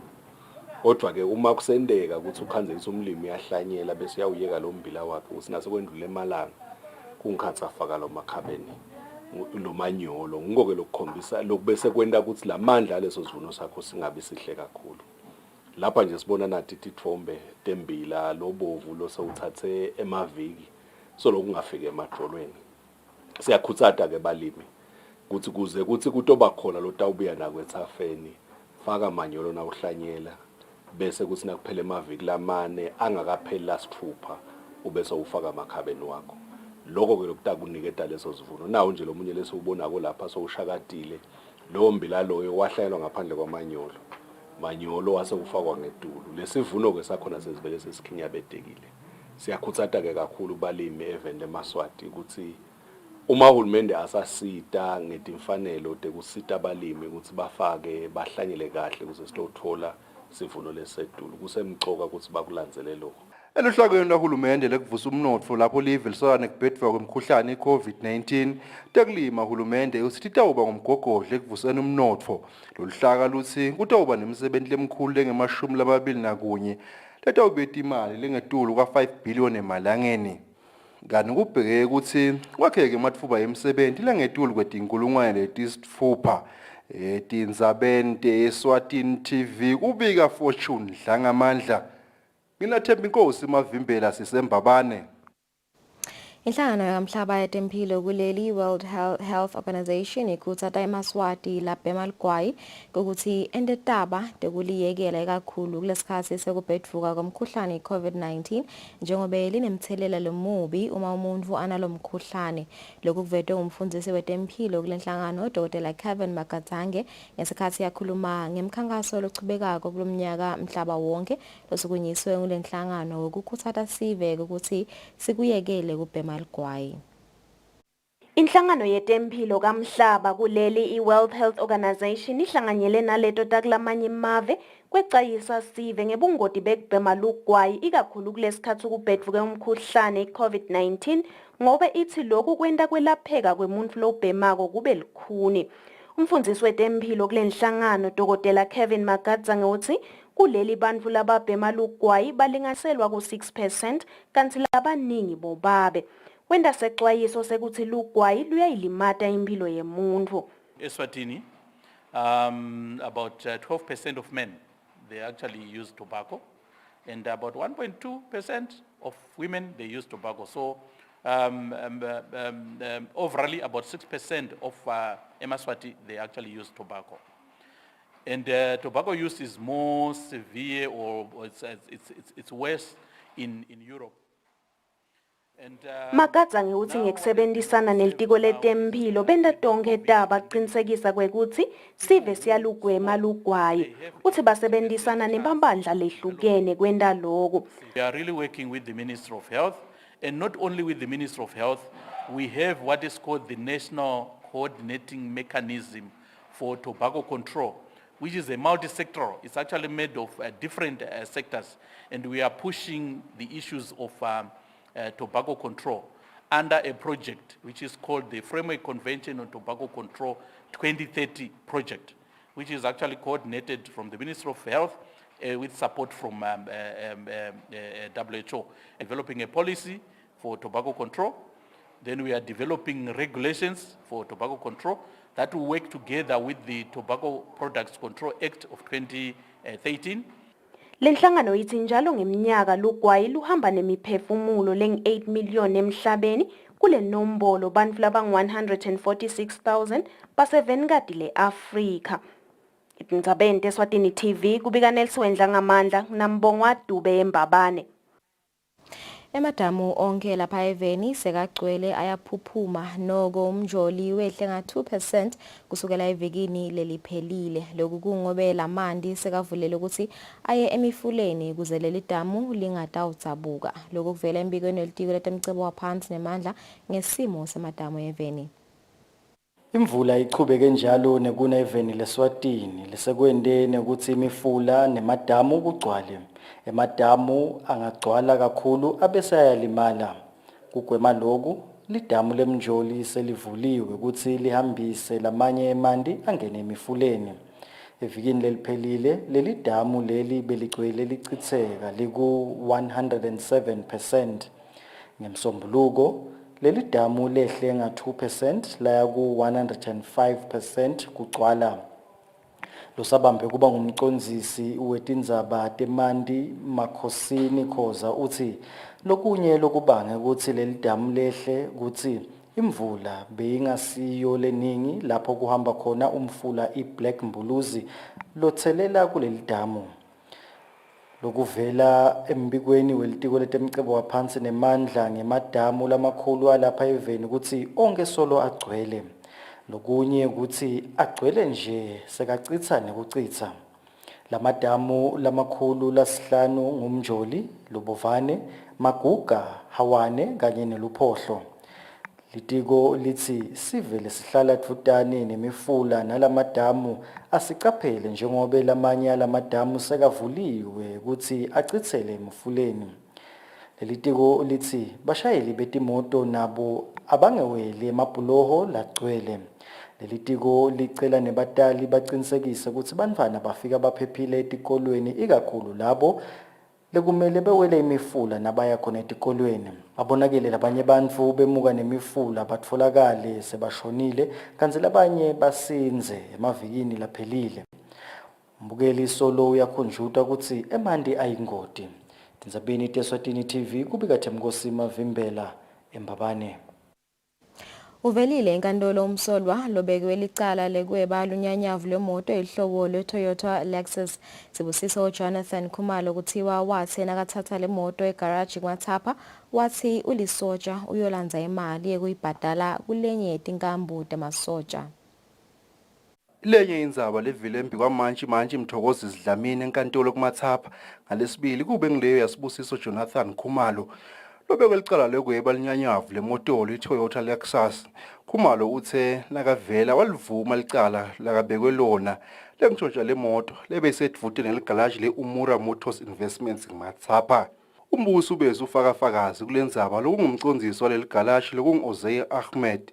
Ahmed utshela inkantolo ukuthi umsolwa kulendzaba bekathembise kuthenga le moto ngemali lengu-130,000 emalangeni uma ngabe le moto seyilungisiwa ilensi lebeyikatsi ingadlali kanye nelifastelo langemumva esandleni sebuncele lebe lingavuleki. Ahmed uthi wabita amagesane kutolungisa letintfo kodwa wafika wakhona kulungisa nje kuphela lelifastelo njengaloku leli wireless yachubeka nekungakhali. Uthi sonke lesikhathi umsolwa bekakathi avetile ukuthi yena ulisotsha futhi anjalo imali uyishiye enkambu kubaphathi bakhe ngako uma le moto seyilungile utawuhamba yayilandza le mali. Ahmed uchubeka uthi njengaloku bekungilesihlanu wasena uphuthuma emthandazweni washiya umsolwa namagesane solo batikatika le moto. Uthi wathi nakabuya emthandazweni watfola ukuthi umsolwa uhambe ngale moto wathi uyolandza imali yekubhadala enkambu. Uchubeka uthi wathi nakashayina umbolo yomsolwa icingo lakhe langatfolakala emoyeni lokungilapho khona wasugijimela kobika lendzaba emaphoyiseni. Uthi le moto nemsolwa batfolakala esiteki ngemsembuluko kanti le moto bekayithatha nathi 14 kule nyanga lesetulu. Manje ubese uyaphuma uyobuka le moto lokukhulunywa ngayo. Lapho umsolwa nemmangaleli bafike bathi ngiyo le moto futhi isesimeni lebeyihambe ikiso.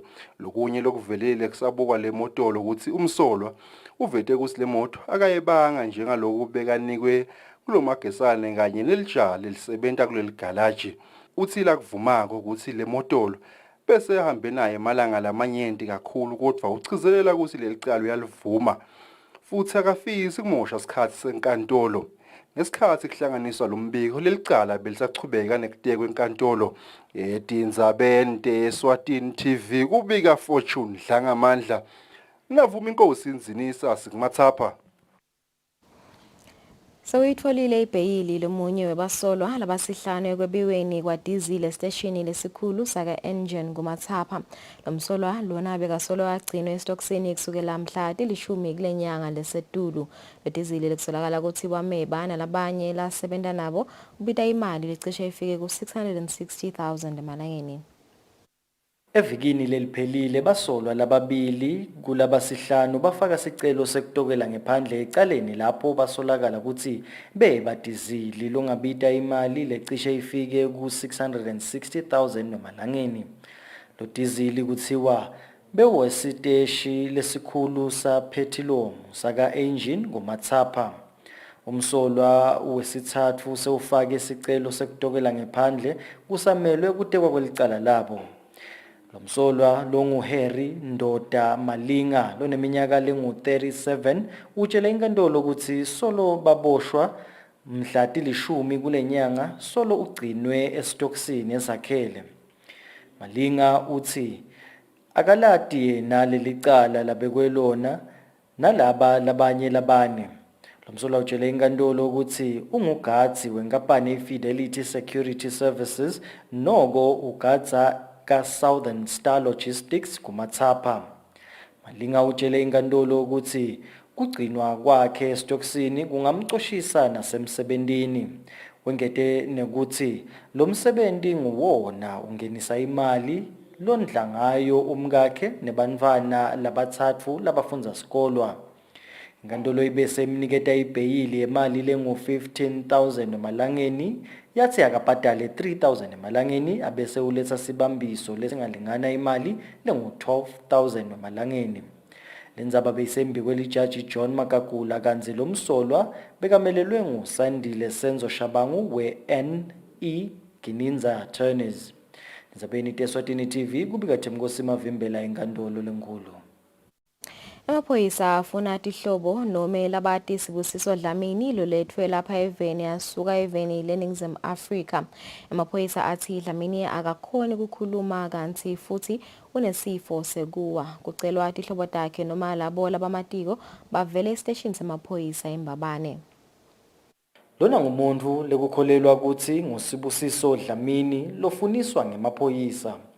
Lisekela lemchumaniso esive nemaphoyisa noSipho Mnguni lithi Dlamini ugcinwe emaphoyiseni yaseMbabane kuze labamatiko batomthola khona aphephile. Mnguni uyachaza ngendzaba yaDlamini. Singamaphoyisa embobene sive siyacela kufuniswa tihlobo takhe nobabele obonakala lapha etithombeni tethu tabomabonakude. Kusho ukuthi lona lofunelwa tihlobo ulethe lapha Eswatini ikonsula yase South Africa. Ukuthi bathi bacela ukuthi simfunise tihlobo ngoba ubonakala ukuthi akasiko wakhona lena eNingizimu Afrika. Lesinako nje lesikwathi ukuthi umuntu lophila nokubateka ukuthi akakhoni ukukhuluma kanti futhi kunaso sifo sekuwa. Ke basitshele kona ukuthi kule nyanga lesisuka kiyo ya December uke waba nekuphatheka wangena esibhedlela. Kungilapho ke lapho labo bathi sithe ukuthi abasukume bafune tihlobo takhe. Singakucondzile kahle ukuthi ingabe vele babe lona lokuthiwa ligama lakhe nguSibusiso Dlamini. Kodwa ke lesinako kuthiwa yena ngakhona ungathi ungumuntu lowasuka eveni yabo makhelwane laseMozambique. Sisafuna ke kwathi ukuthi sisaqhubeka nje siyaphenya kahle ukuthi ingabe vele wasuka kuphi wasuka nini nokuthi lokusekala kangwani ngabe singagcina sithole njani ukuthi simbusile kudodela tihlobo takhe. Labamatiko bangashayela komanda wesiteshi samaphoyisa eMbabane Make B Dube enombolweni lethi 7604 3185 noma bashayele umnumzane D Makhanya enombolweni lethi 7608 9712 nenombolo yenhlamba emkhosi lethi 999 noma ke bo9 labane nayo bangayishayela. Ndzabeni Eswatini TV kubika Themkosi Mavimbela eMbabane.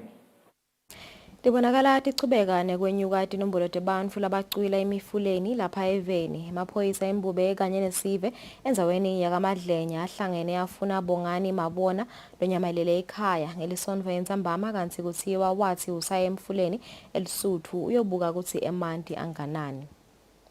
Sive sendzawo yakaMadlenya kanye nemaphoyisa siphume ngebunengi baso kuyofuna Bongani Mabona loneminyaka lengu-33 kudzala elisuthu loluhamba ngentasana kwasekhaya kubo Bongani.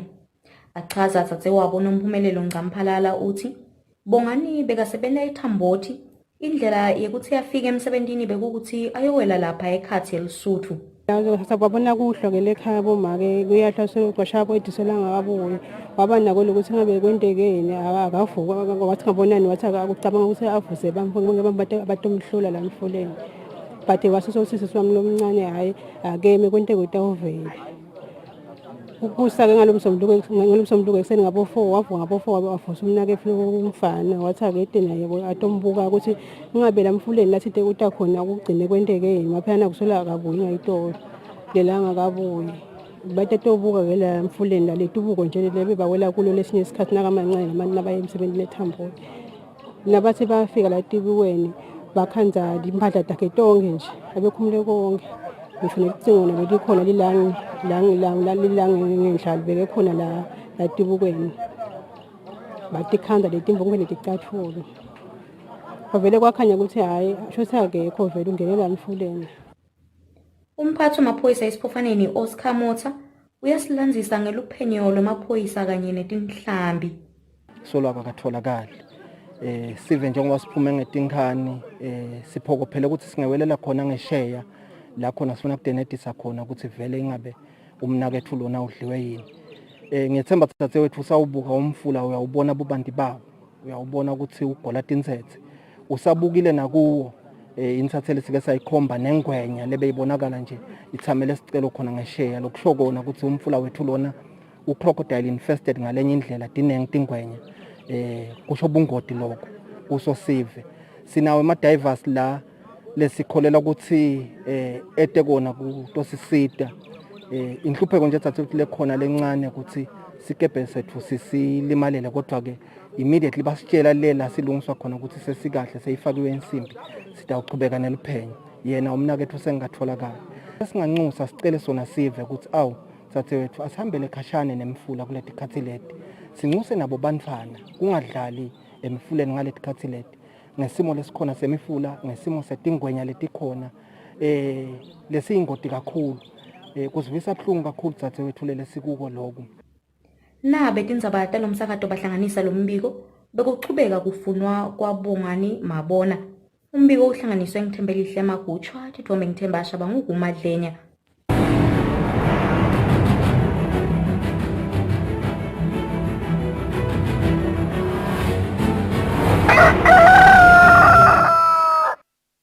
Temidlalo umdlali wakuleli lodlalela licembu lemhlambanyathi community Mhlengi Fakuze uthi kutfola lithuba ayotilolonga ecenjini leMalaga eSpain sekumende wafuna ukutimisela ngebhola aphile ngayo.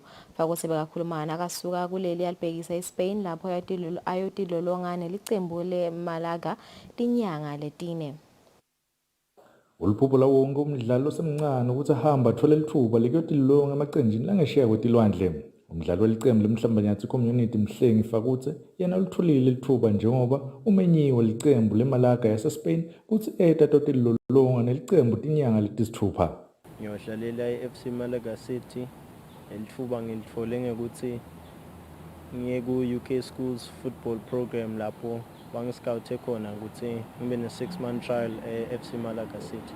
Ngifika lena ngidacubeka nje ngento engivume ngako ngidlala ibhola. Ngomsebenzi ucala manje hayi ukuthi sengitholele lithuba sekugcine nje ngisebenze kakhulu ngitimisele ngoba akusiyi-guarantee kusasensithe isigaba nekugcine ngiyekiso ngifuna ukudlala ngomdlalo webhola professional. Fakuze ngokusho kwakhe utholwe i-UK Schools Football Program lapho khona babese bamxhumanisa nayo iMalaga. Fakuze kuleli udlalela amaqembu iMbabane Citizen neMbabane Swallows kubadlali abancane. Lubekela umsakazo Eswatini TV temidlalo ngilinda Dlamini eMbabane. Ngalotete imidlalo siyadiphetha indzaba yethu asibahlole timakethe nasibuya sidabe sikhulumisana na Dr. Kevin Makatsange on the latest update on COVID esifundeni se-Africa.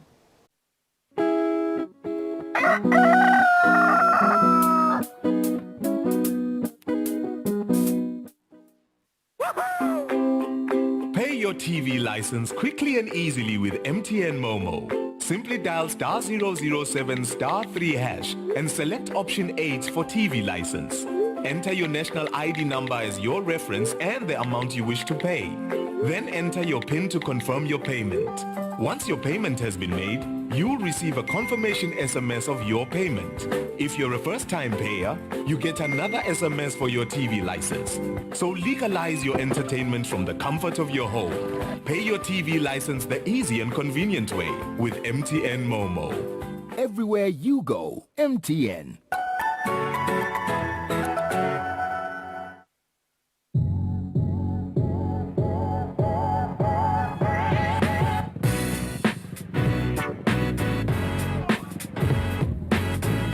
Sanibonani Maswati Lamahle, libito lami ngumthandazo Mkhonazi, and you are tuned into a brand new show on Eswatini TV called Street Quiz. Street Quiz is a show that is aimed at finding out just how well you know your beautiful country and just how well you travel. Now, the beautiful part about it, and that is my favorite part as well, is you get to win a special prize. Now that could just be money or a little something extra. As for me and my team, Nidanibona every week from here just as long as you tune in and now I'm gonna start doing the one balege.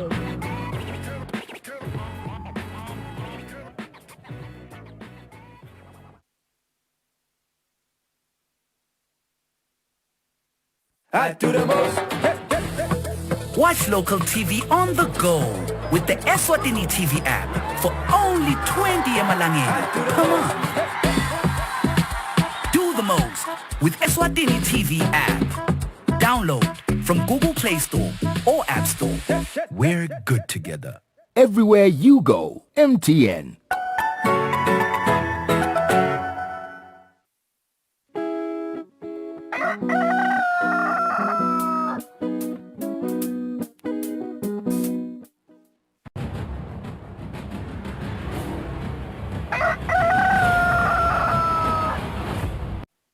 Welcome back Mbugeli. You're still watching Kusile Breakfast. Sikuvusele nawe lo sanza kusivulela njengoba besishito ukuthi sitaba sikhulumisana lapha na Dr. Kevin Makatsange losuka khona enhlanganweni yakamhlaba yetempilo with the health promotion officer khona kule nhlangano. Sikhuluma kabanti lapha ngetindzaba temkhuhlane COVID-19 kakhulu kade sibuka sifunza seAfrica ukuthi lo mkhuhlane ingabe sowushayela sifunza kanganani, sibuka ama cases, sibuka abantu lasebashiya emhlabeni kanye ne vaccination rate. Sinaye lapha Dr. Kevin Makatsange kutosichazela kabanti ukuthi yona le mibiko ichaza kuthini. Very good morning and welcome Doctor on the show. Let's just talk about cases globally and in Africa as well. Some countries, especially in Europe, are already anticipating a fifth wave. Last year, America reported that just in 24 hours, 1 million of people were reported to have COVID-19. What is the situation like in Africa? Yeah. Okay, thank you very much, and thank you for having me here today. And good morning, viewers. Yes, the COVID-19 pandemic is still on us, and the cases are still rising. And of late, it's actually mainly being driven by the spread of Omicron, which is the latest variant that is circulating. So globally, we are talking of more than 300 million confirmed cases now. And also in terms of deaths, we are talking of more than 5.4 million deaths. And in the past week, in 7 days, we actually recorded about 15 million cases globally in 1 week, in 7 days. And this is being driven by actually what is happening in the Americas and Europe. We are seeing a steep rise in cases. So generally it's just in all the, what are called the WHO regions, cases have been actually rising in the past weeks, except for the African region. In the past week, we are seeing actually the cases plateauing, and we are hoping that the fourth wave is actually on its decline. But this increase in cases is mainly driven by Omicron, as we know that it's actually very highly transmissible and it spreads actually very fast. But the good thing is the cases are rising, but the deaths since October, they are sort of actually plateauing. They are not increasing as much as the cases.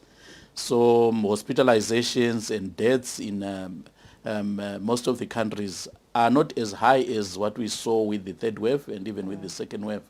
And we can attribute this actually mainly to that Omicron causes a bit of a less severe disease than Delta, and also the widespread vaccination rates, especially in the Americas and also in Europe. And also for now, we actually have a bit of a significant number of people that have been exposed to the virus previously. So they also have a bit of immunity. So the spread of Omicron is still actually very high. The risk is still very high.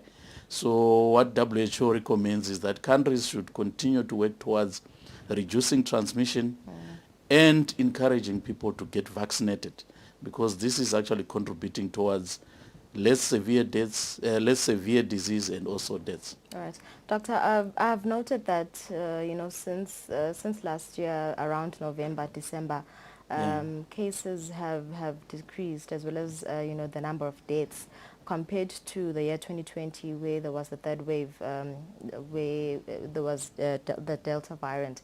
What does this mean? Are we out of the woods of the fourth wave, or are we still in the fourth wave? We are still in the fourth wave. We are still in what is called resurgence. But what we have actually noted with the fourth wave is that it's actually the sort of the shortest resurgence ever. The cases rose sharply, very quickly, and they actually started going down very quickly within a short period of time. I think it's about 6 weeks or less. So it's the behavior of Omicron, how it is actually behaving.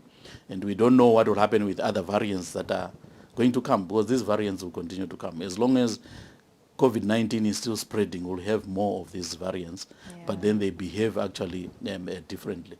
So we are seeing cases coming down, and it's in Eswatini, and not only Eswatini, in most of the countries actually in Southern Africa, the cases are coming down.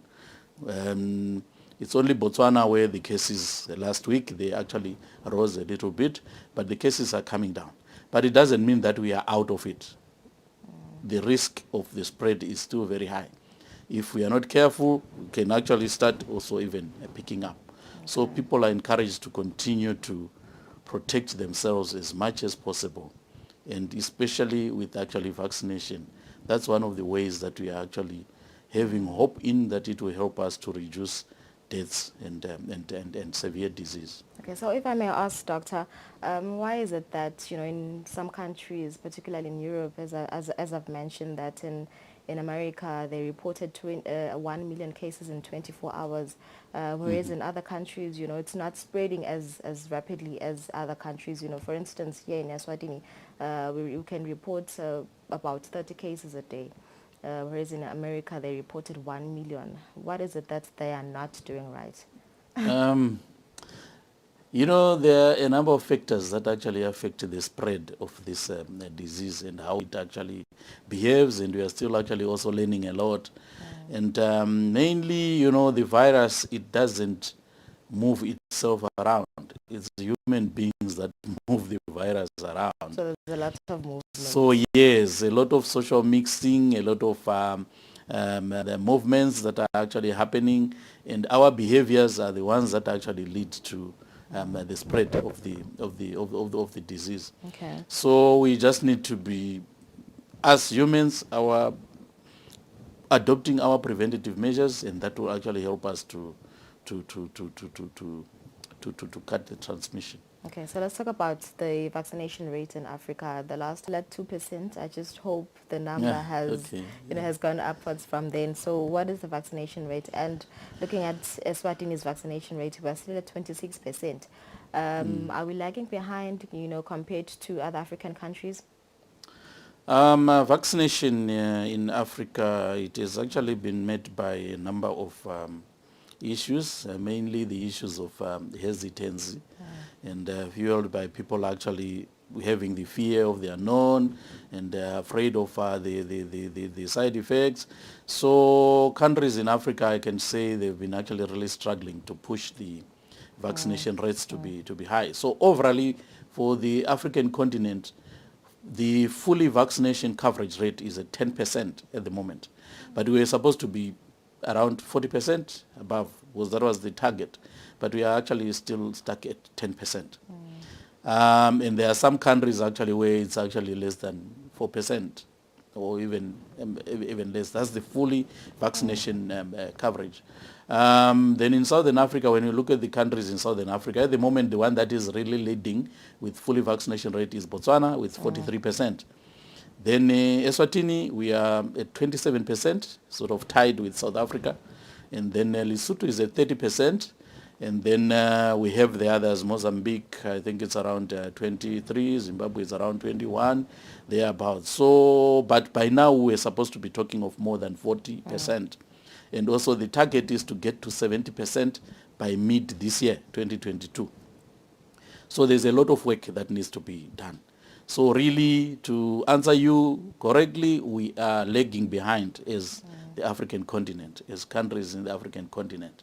And we need to up our game in terms of actually encouraging acceptance of the vaccines and actually reach the targets that are actually set.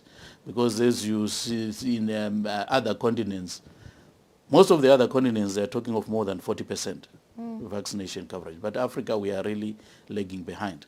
And it's mainly because of misinformation and a lot of other myths and rumors and things that are actually around it, which we need to overcome so that we increase our vaccination rate. And also, even if you look, the vaccination rate is lower even among the general population and even among our health workers.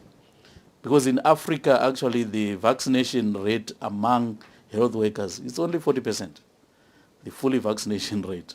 In Eswatini, I'm not sure about the vaccination rate, but you can see that even the health workers themselves, they are facing those challenges of hesitance. So we need to overcome that, all of us, joining hands, because it really helps. With the rates of infections that are happening in America and Europe at the moment, we're supposed to be seeing lots of deaths. But because their vaccination coverage is close to 70%, people are getting sick, but they're having mild disease and they're not dying. And that's what we actually need to actually aim for, because this COVID-19 is not going anywhere. It's going to be staying with us. But what we need to work towards, the goal is to reduce deaths and actually severe disease, which will result in hospitalization and a lot of pressure on our health system. If people are not dying, we can live with the disease. Just like we do with the influenzas and the flus, we live with them because they don't really result in people actually dying. That's right. All right, Doctor. I think it was last week when John Kengasong was the CDC Africa director. He did mention that Africa is looking to purchasing the Pfizer pill, the antiviral Pfizer pill, Paxlovid. How effective is this drug, and is it really necessary? Do we as a country can use it? As WHO, we are really welcoming all these developments that are happening, especially in the area of vaccines and therapeutics. Therapeutics are the drugs and the medicines that we use actually for treatment. So there is a lot actually research that is ongoing and a lot of discovering of potential medicines that can be used. And actually Paxlovid is one of the potential one. But the WHO is still looking at the findings or the evidence to support actually its recommendation. So at the moment it's not among the recommended medicines for treating COVID, because the group of experts from WHO, they are still actually looking at the evidence that was actually submitted by Pfizer. So actually what we recommend actually to countries is to wait for the official recommendations, to look at it whether it's a strong recommendation or it's a conditional recommendation or is what, and then act from there. But here we are talking of saving lives. So at times you have to weigh actually the risk and the benefit and see that maybe since there is a bit of evidence, let's actually go ahead and use it. So actually we are still waiting for actually a proper recommendation from WHO. But countries are free to make their own decisions in terms of what to use to save lives. The bottom line is saving lives. Yeah. So yes, Doctor, another thing that Pfizer announced last week was that from March this year it'll start to produce vaccines specifically for the Omicron variant. So does this mean we can see different vaccines being created for the different variants? Yes. Due to all this that is happening, these new variants that are coming, last year around September, WHO actually formed a group of experts, technical advisory group of experts, to look at the composition of the vaccines that we have at the moment. And actually that group actually is meeting and it's looking at what we have. So with the vaccines that we have at the moment, they don't work towards stopping infection, you getting infected. When you are vaccinated, you can still get infected. But then when you get infected, the vaccines will help so that it doesn't get severe and you don't actually die. So as long as we have vaccines that do that, we'll actually continuously actually having to change because the infections will still be happening and these new variants will still be coming. And the vaccines, when the variants come, some of the variants actually tend to have, the vaccines tend to have a bit of less effect on the variants. And then we end up actually having to update your vaccines, producing different vaccines. And now, as you are suggesting, as you are actually saying, now that they are actually wanting to produce a vaccine that is targeted to Omicron. But Omicron in about 2 weeks or 3 weeks or so, it might go, and then there will be a new one coming.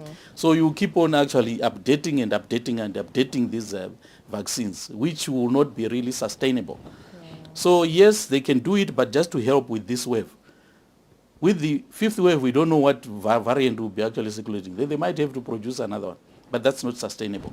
So what WHO is recommending is that the vaccine manufacturers, they need to look at the composition of the vaccines and produce vaccines that stop infection, that protect people not to get the infection at all, which will reduce the circulation of the virus.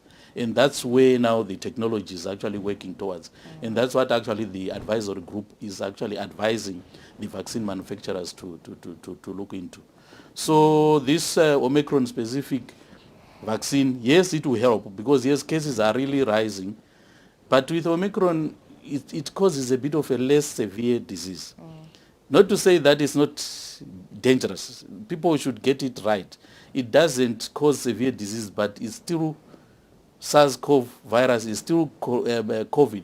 It's dangerous. People should continue actually just to protect themselves. Yeah, that's right. All right. Countries like the US and other countries last year started vaccinating children as young as the age of 5 to 11. Yes. Can we see that happening here in Eswatini?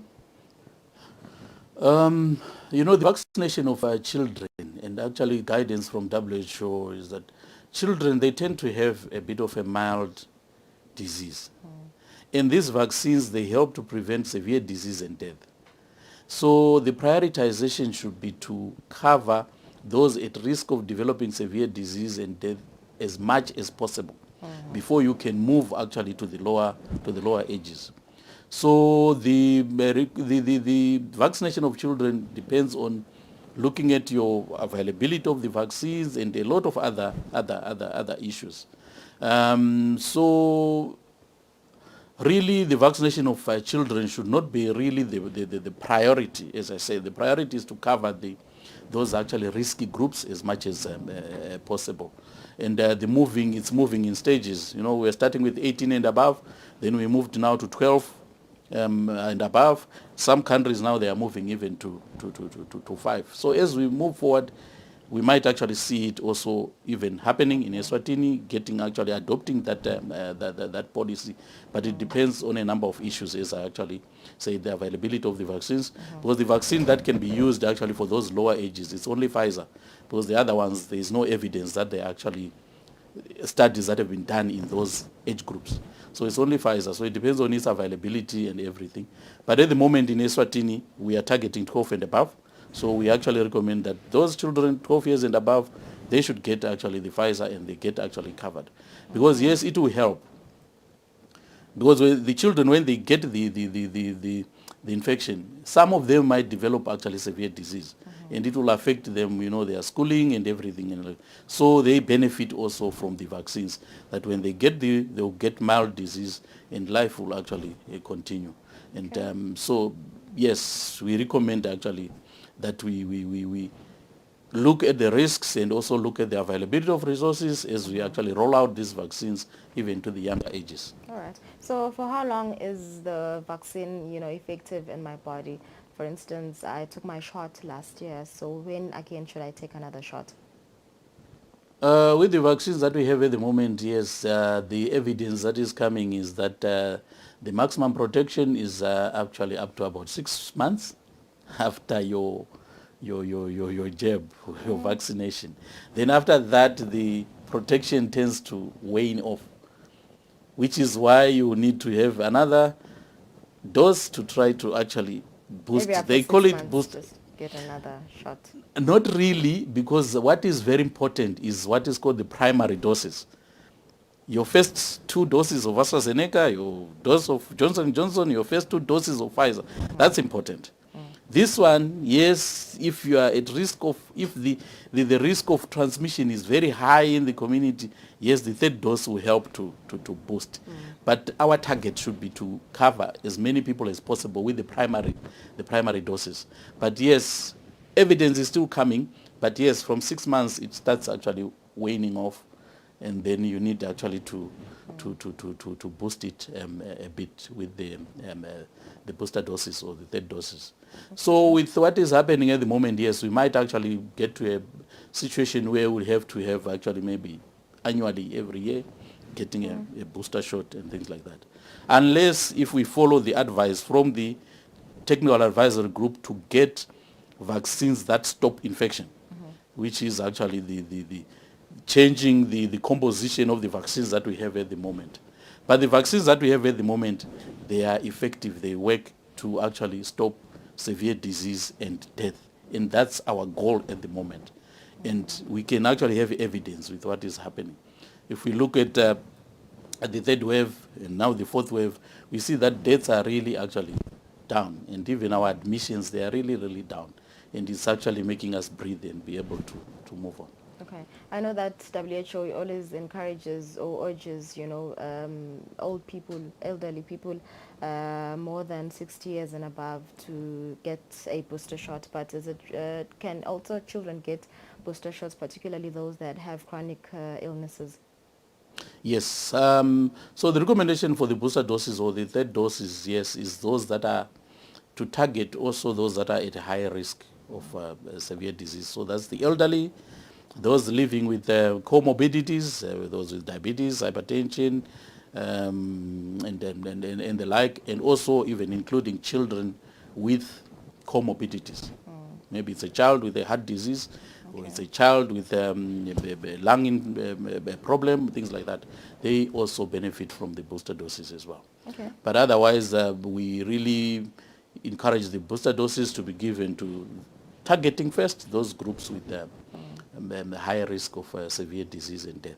All right. So we've seen on social media, Doctor, that WHO has launched a campaign on smoking. It's just to encourage people to refrain from smoking, as it is very dangerous once you get the disease, coronavirus. So tell us more about this campaign. Yes. So smoking is bad news. It causes a lot of problems. This tobacco smoke has got lots of cancer-causing agents, and it affects, actually it's a risk factor for what are called non-communicable diseases, your heart diseases, your high blood pressure, your diabetes. And now it has been seen that with the advent of COVID-19 pandemic, people who use tobacco, they have about 50% increased chance of getting severe disease that will require admission, and even some of them actually losing their lives. So with this one, towards last year, WHO launched actually the campaign, which is called Commit to Quit, to help actually people who are using tobacco to actually become tobacco free. So Eswatini is a signatory to what is called the Framework Convention on Tobacco Control. So it's part of the movement. And so we are also pushing that campaign, working with the Ministry of Health and other partners to push that. And it's a sort of actually social media campaign where people will be supported by daily messages that will be sent to them to encourage them to remain actually tobacco free. And we hope that it is going to help, because as I say, tobacco, there's a risk of severe disease. There's also the cause of other non-communicable diseases that are also a risk for people actually when they get COVID. So this is really, really worthwhile. And if you are there, you use tobacco and you want to quit, you can actually talk to the Minister of Health and even your health provider, so that they actually help you to quit. They actually said quitters are winners. So we really encourage people to actually quit. And we have actually instruments that help with the control of tobacco. In the country, we have the Tobacco Products Control Act of 2013, which bans actually, public smoking and all those things. We need to reinforce it. We also have actually the policy that is in draft. We have also the strategy that is in draft. We have regulations that are in draft. And we have a team that is actually working on tobacco control activities in Eswatini, which is called the National Coordinating Mechanism for Tobacco Control, which is led by the Minister of Health, but also working with all the other sectors that are involved in tobacco control. And really, as WHO, we will be very happy if we see progress actually in terms of tobacco control, because tobacco control, it costs a lot. People think that you get money, it generates income. But then when you look at the health impacts of it and then the losses that will come when someone has got cancer, someone is under treatment, it outweighs actually the little money that comes through the income generated by tobacco sales and tobacco products. All right. Thank you so much, Dr. Kevin, for joining us today. Well, it's 4 minutes before 8 o'clock. Asibahleleti makethe nasibuya sitawuya sivale ihlelo.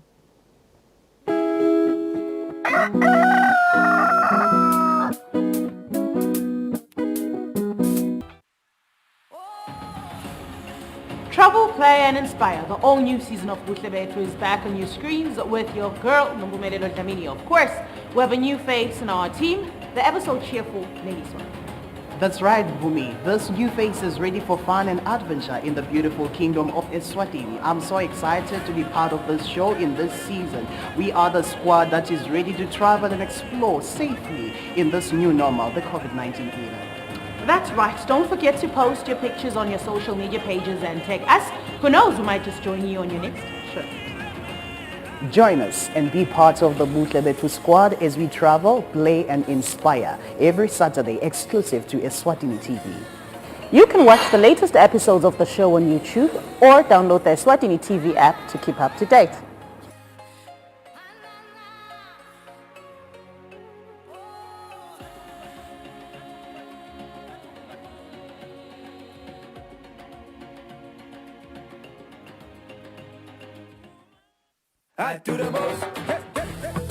Watch local TV on the go with the Eswatini TV app for only 20 emalangeni. Come on.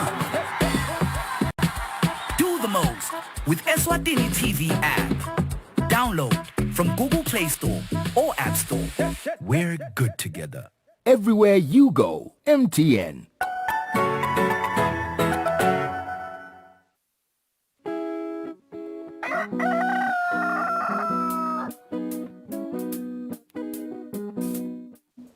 Welcome back, Mbuyeli. It's only 1 minute before 8 o'clock. Ngifotele ukuba nani lo mhla ehlelweni Kusile Breakfast Show. Kusukela ngensimbi yesithupha sivele siyanvalelisa sethemba ukuthi indaba nelisuku loluhle nalo libusisekile. We will see you tomorrow. Have a good day.